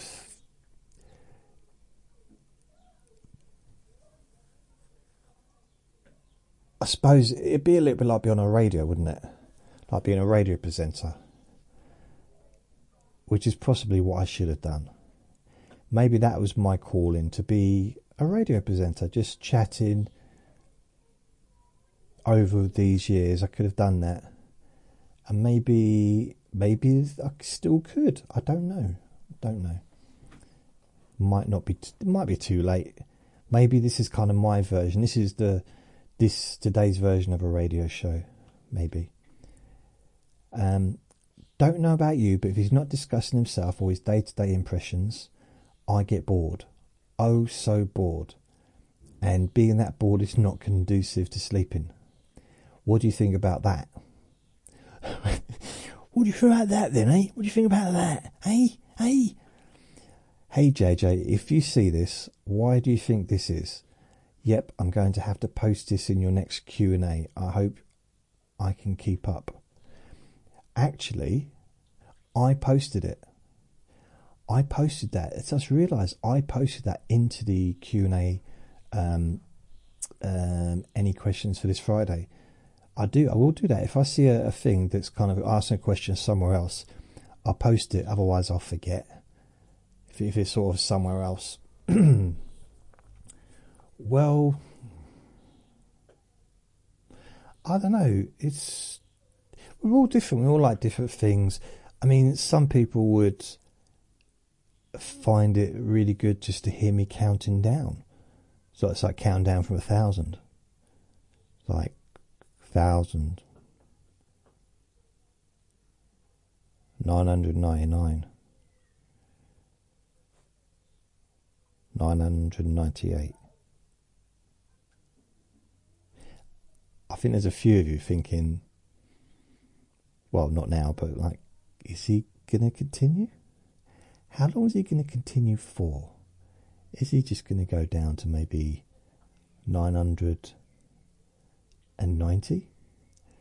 Or will he keep going, keep pushing it, and go all the way down to 1, which will take probably 2 hours?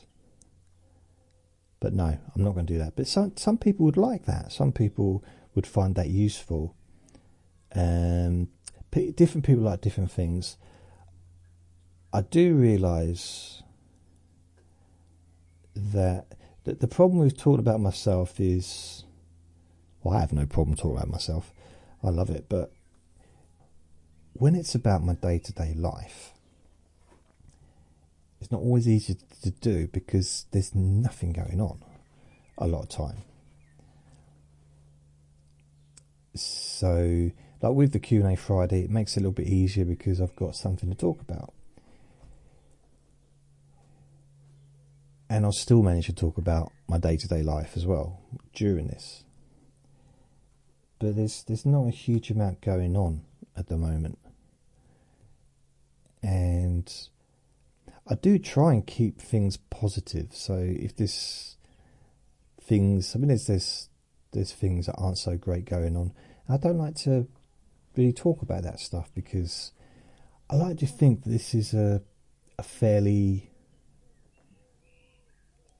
I don't know, just a nice space. I mean, not everything I say is going to be like super positive, but I try to keep it light. Being bored, yeah, I think, I don't know why that is, why being bored doesn't send you to sleep. I'm not sure. Well, that type of boring. We're all different. I think that's just what it is. There's going to be some people who've listened to my recordings and think, like, we're just talking.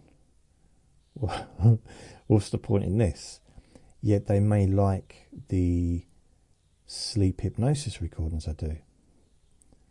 And some people absolutely can't stand the whisper stuff, and other people prefer the whisper stuff. Some people really, there's a few people that really like the boring, the what's it, bedtime story time things that I've done. But it's just everyone's different, and some people like I've had quite a bit of positive, saying a lot, and a fair amount of positive feedback for the Let Me Bore Your Pain Away. That was kind of a bit of a passion project, to be fair. I haven't done any this week. Haven't felt it. I just haven't. I mean, I went to do a recording, I said, on Wednesday, and I'm just looking, there's no words. There was words, but they weren't words I wanted to say. I just wasn't in the mood. So when I'm like that, there's no point me making a recording, because I'm never going to force myself to do it, because otherwise, if I'm not enjoying it, or if I'm not relaxed, I think that's going to come across. I think. I don't know, maybe not.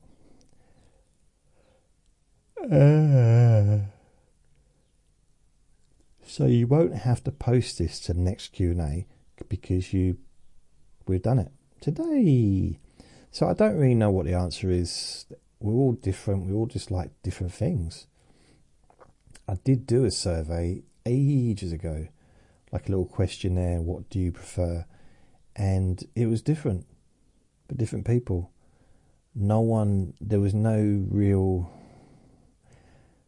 I suppose the Let Me Bore You to Sleep was the unanimous one, because I think that the majority of people that come to this group come through the Let Me Bore You to Sleep, not necessarily through the chronic pain or through the stress and pain relief or through the stop smoking or whatever other ones I've done, because I've done lots of different podcasts.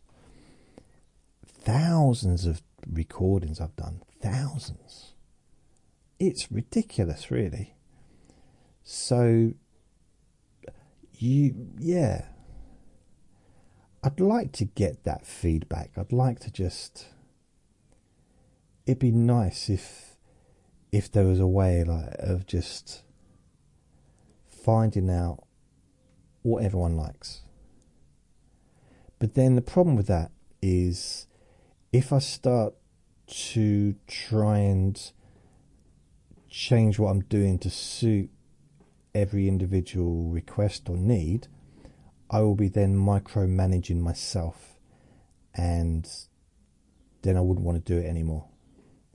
I've been micromanaged before, and it's horrible. It's like just constantly like, no, do like that, do it, no, do. You're doing this, you're doing that. It's like, no. There needs to be freedom there. And I don't want to do something that I don't like doing. So, there was a podcast that I did I think it was during kind of lockdown period. Okay. And it was, what was it called? Relaxation for Stress and Panic Attacks. I did a lot of recordings, like literally every day I was doing them. And I ended up I've now got 239. And there's a few recent years, but most of them, like 223, 229, 230... 200. Okay, so 230 was 7th of May 2021. Okay, let's have a look at where number one was. So May 2021. So I started... Okay, right, I started it a long time before that. So, yeah, probably about 2015. But I didn't really start getting into it until about 2019. So I did number 56, 54, 53 in 2019, all the way up to... I'm reading this off the screen just in case you think that I'm remembering it all. But that was September, October, December. But then number 70 in 2020. So 70... And we know, what happened in 2020. So number 70 all the way up to... I mean, honestly, blimey.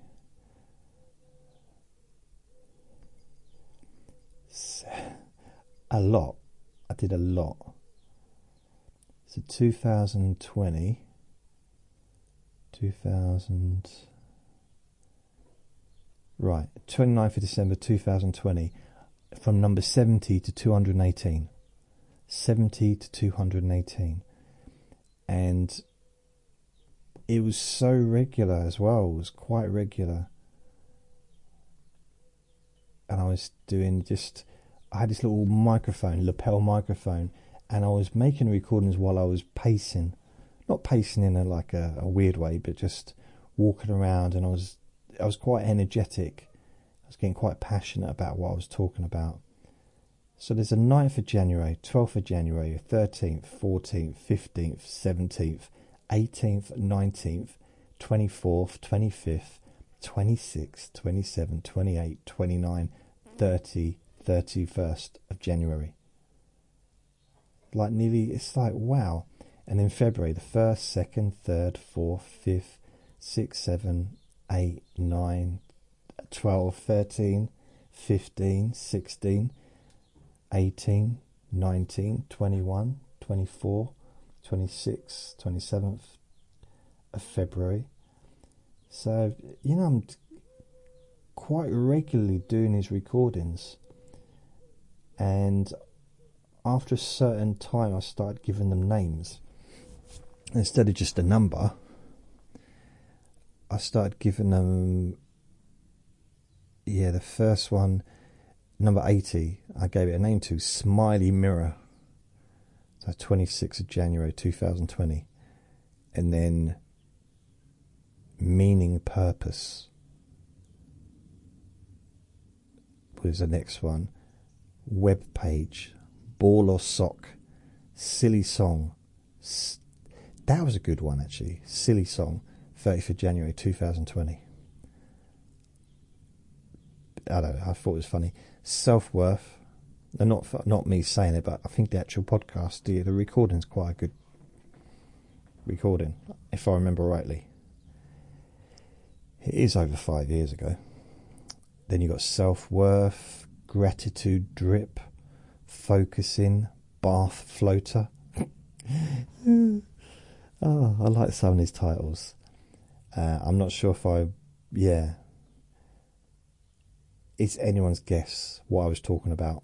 Magic relaxation mirror, hopelessness, is it true?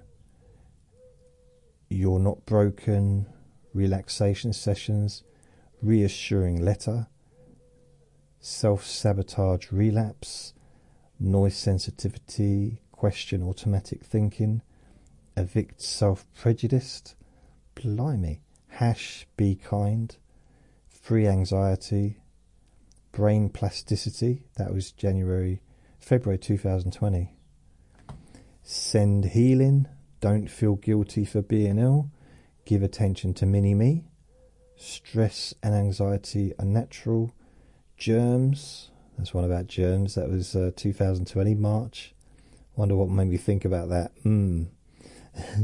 I wonder. So this, I was doing this at the beginning of the year. Just something kicked in and I was like nearly every day making a new one, and they were lasting for like 40-50 minutes, some of them like 20 minutes, but yeah, never give up.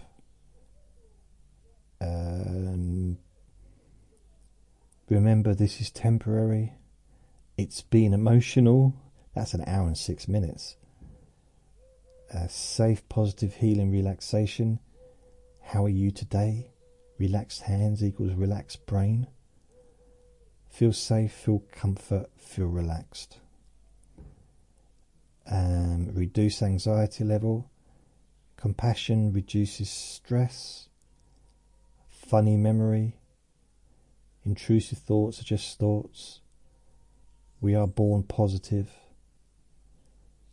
Blimey. Tapping fingertips. No mass. I like that one. But I'm kind of talking about boxing, but it's still relevant. See, these are amongst my favourite recordings I've ever made. Chained elephant, vice grip, positive butterflies. You can choose what you think about. Bubble fart confidence. I got no idea. Ringo tension release. Okay, got to know what that is. Groovy relax or sleep session. TV remote. Amazing, loved and deeply relaxed. Stress licking ferret. That's about Andre. So stress versus love. Focus on feeling relaxed. Relax, sleep, neurons lighting up. Okay.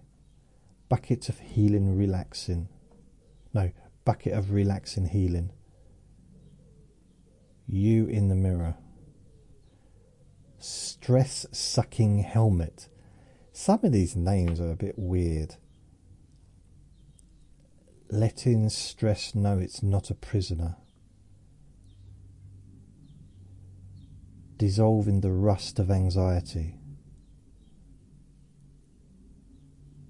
I don't know what was going on in my brain at the time, but it seems to be quite active. Removing stress batteries. Hand squeeze stress relief technique.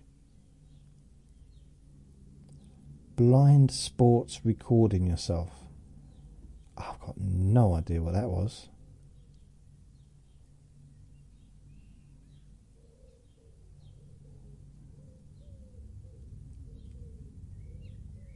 You are going to be okay.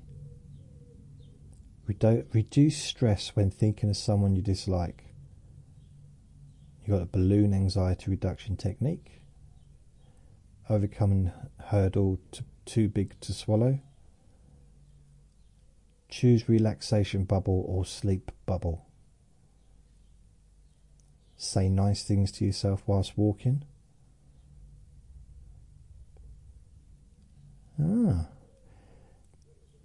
Negativity fumigation. Questioning your worries. There's some. I quite like these titles from 5 years ago. Well, this is now like 4.5 years ago. It's nearly the end of 2020. Natural born positivity. Burping your anxiety. What? Not taking yourself too seriously when you're feeling agitated. Positivity trigger. You were born able to relax and sleep naturally, which is true. Put trust in your brain to relax or sleep during noise. Support networks and asking for help.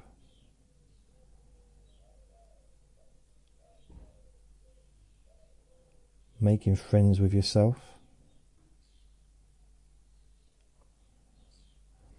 Victim mentality, emotional abuse, never again. Caring for carers. Okay. That was a really long one, so I've got no idea that sounds like quite a heavy one. The power of breathing. Okay, so I'm talking about bereavement. Oh, don't know why. Make friends with your stress. Hot water bottles, stress relief technique. Pouring healing, relaxation and safety into your brain. Tapping scalp to relax brain. Rehearsing feeling okay.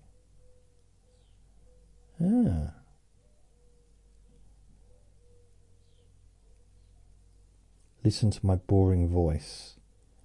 Superman re-energizing.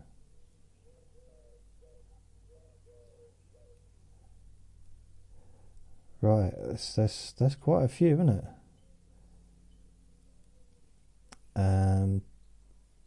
Kettle anger release. I quite like that one. It's only a short one, but it's quite good. Holding safe hands. And there's a quantum memory shift. That's another one. That's a bit more. That's me trying to be advanced. It didn't work. Maybe it did, I don't know. Hi Jason, from Cindy. You recently shared a story about your grandfather as told to you by your nan. Are there any other nan stories you can share?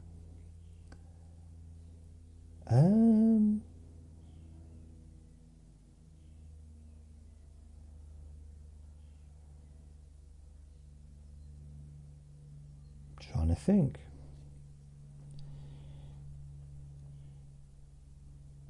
I mean, we used to talk about, there's stories about her. She was a really good swimmer.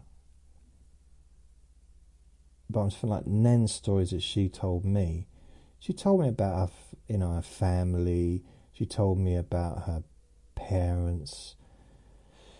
She told me, I got a lot of information about my very, very young childhood from her, because no one else would talk about it, but she would. So she told me she had pictures of me when I was a baby. And there was, I think I had blonde hair back then.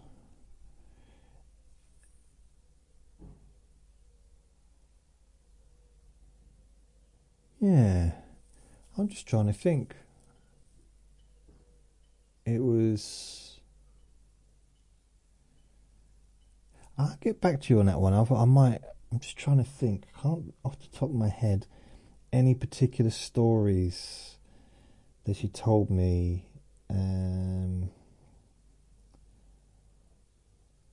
Can't believe it's been over 10 years since I last spoke to her.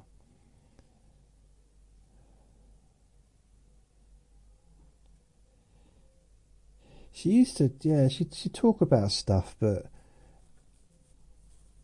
a lot of things that we'd talk about would be about what's going on now. We didn't really focus too much on the past, but when she did, she'd talk about like how she remembered some of the stuff that happened. I mean, there was one, she said that my dad, my biological mother, had moved out of her house. And bearing in mind, both my dad and her were very young.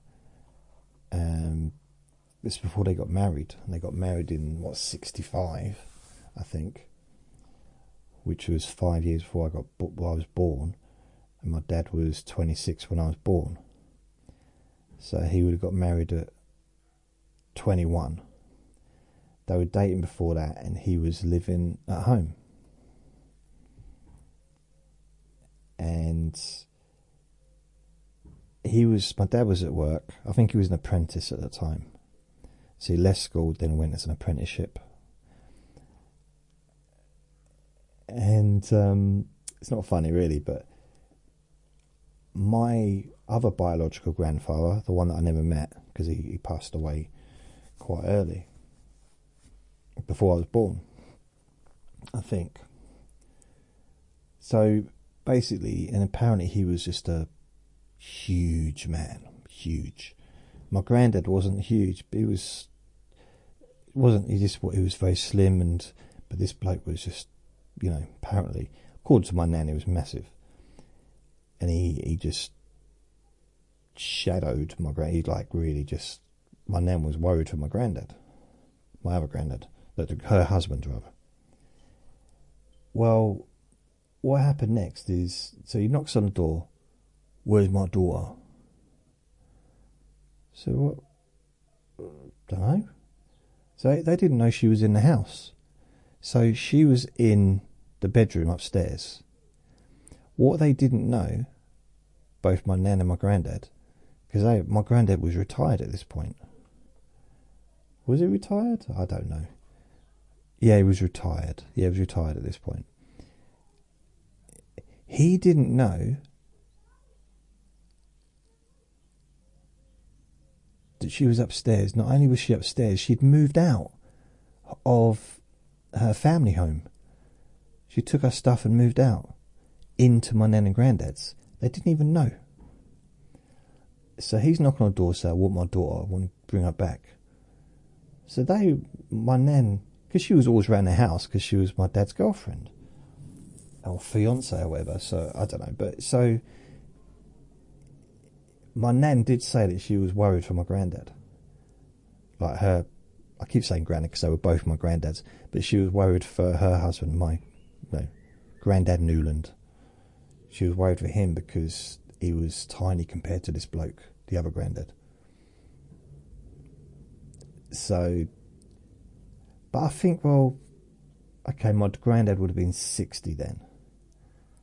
So this would have been, no, he'd have been 50. He would have still been at work, so he'd have been about 55. I think he retired in 1970 when he was 60. I think you could retire at 60 back then. And then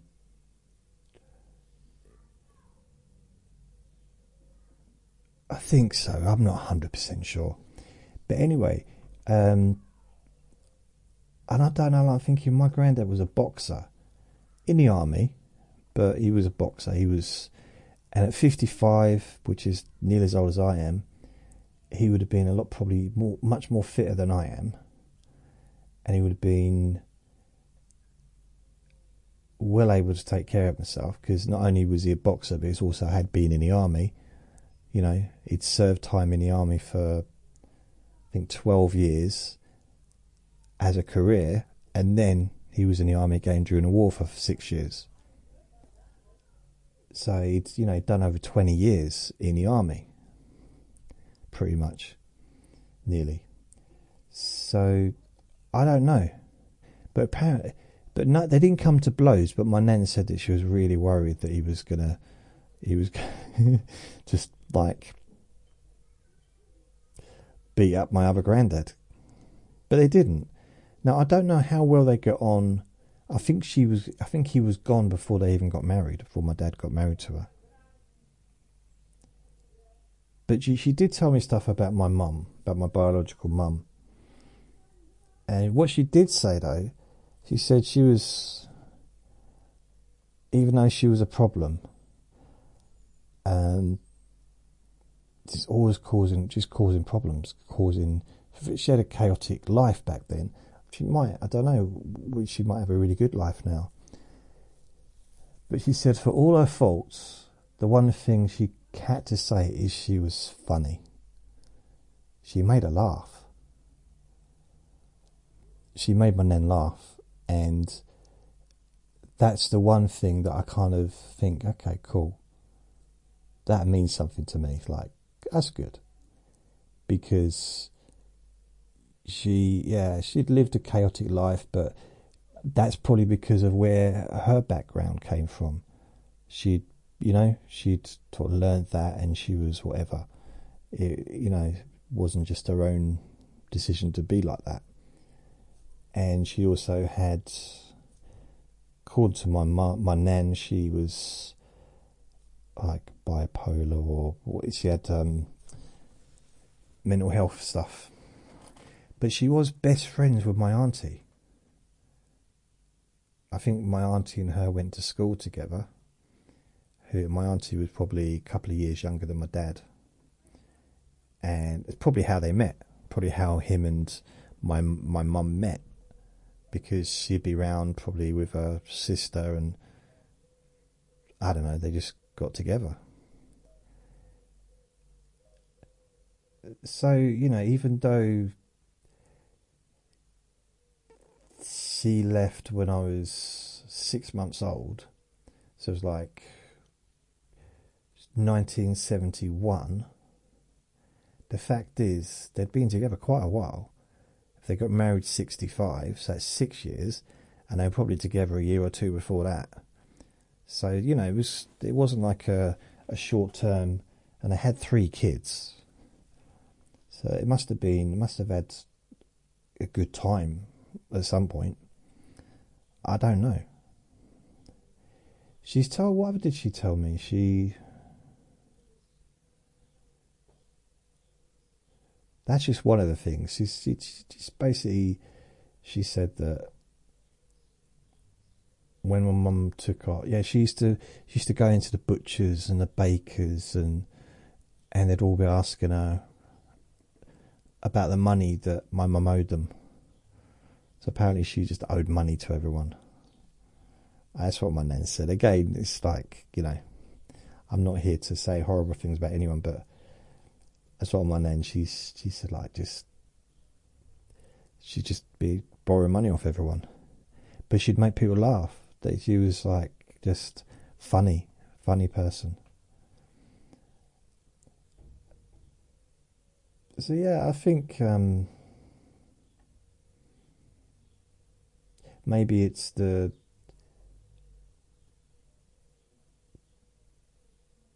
maybe that's why I've got bipolar. Maybe that's where my brain comes from. I mean, Yeah, inherited. Well, you inherited this brain. But that's it. There's loads of other stuff, but that's one off the top of my head. I realise the time's going. It's now, blimey, 6 o'clock. Dev asks, hello Jason, hello all. I'm a newbie at this. A chronic pain sufferer, but also interested in learning about hypnosis in general, as well as applying it to creative writing. I find Jason's podcast very effective actually, but both for pain relief and sleep. I'd also like to learn how a writer can place itself into a sort of fictional environment and develop a story. Equally, I would like to learn about immersing a reader into the story. I'm currently struggling with writing a sort of ghost story. Thanks in advance. I don't know, because I'm not a writer.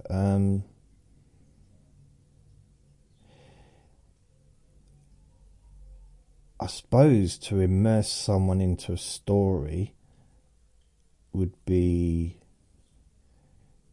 keeping it flowing.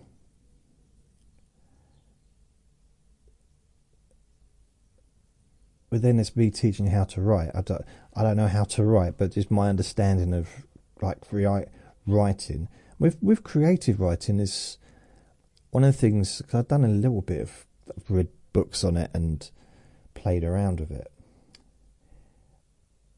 What I liked about it is there's no right or wrong. You know, it's art, creativity. There is no right or wrong. You just see what comes up, and maybe something really cool will come up. A fictional environment, develop a story. I tell you what you could do. You could tell the story, you could verbally tell the story and see what comes up. Transcribe it. There's loads of transcribing places you can get stuff transcribed. Just record it on your phone and then just look back at it and maybe start to, you could like map it out. It's like, okay, well, there's that character. Where would they go? What would they do? And, you know, I don't know. I mean, it's not something that I'm ever going to be doing.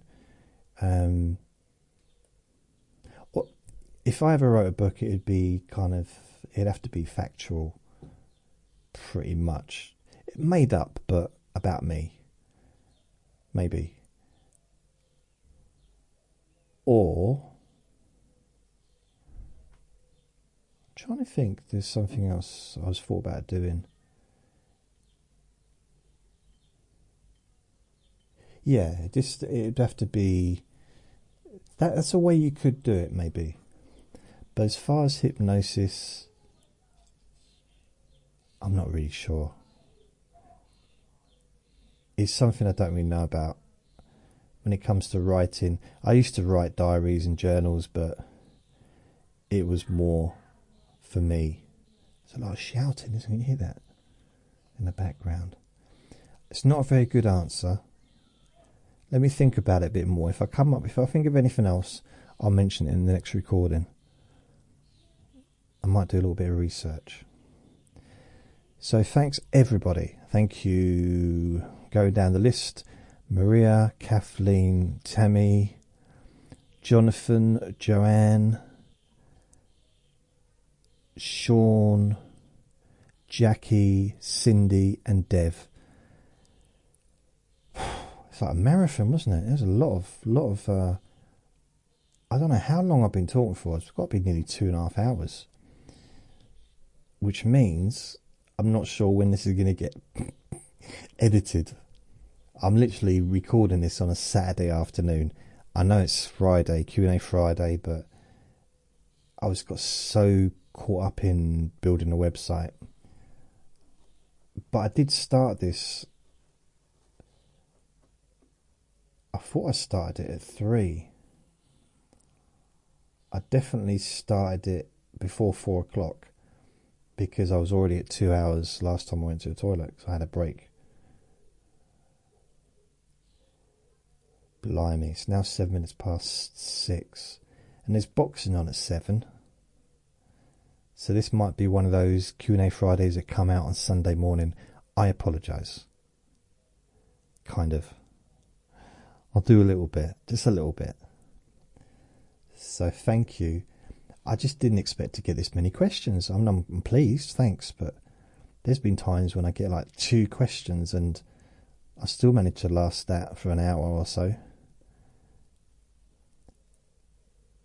So that's it. That is the end of this recording. So thank you for listening. Remember to be kind to yourself, because you do deserve to be happy. And be gentle with yourself. You deserve to feel safe. Lots of love. Bye.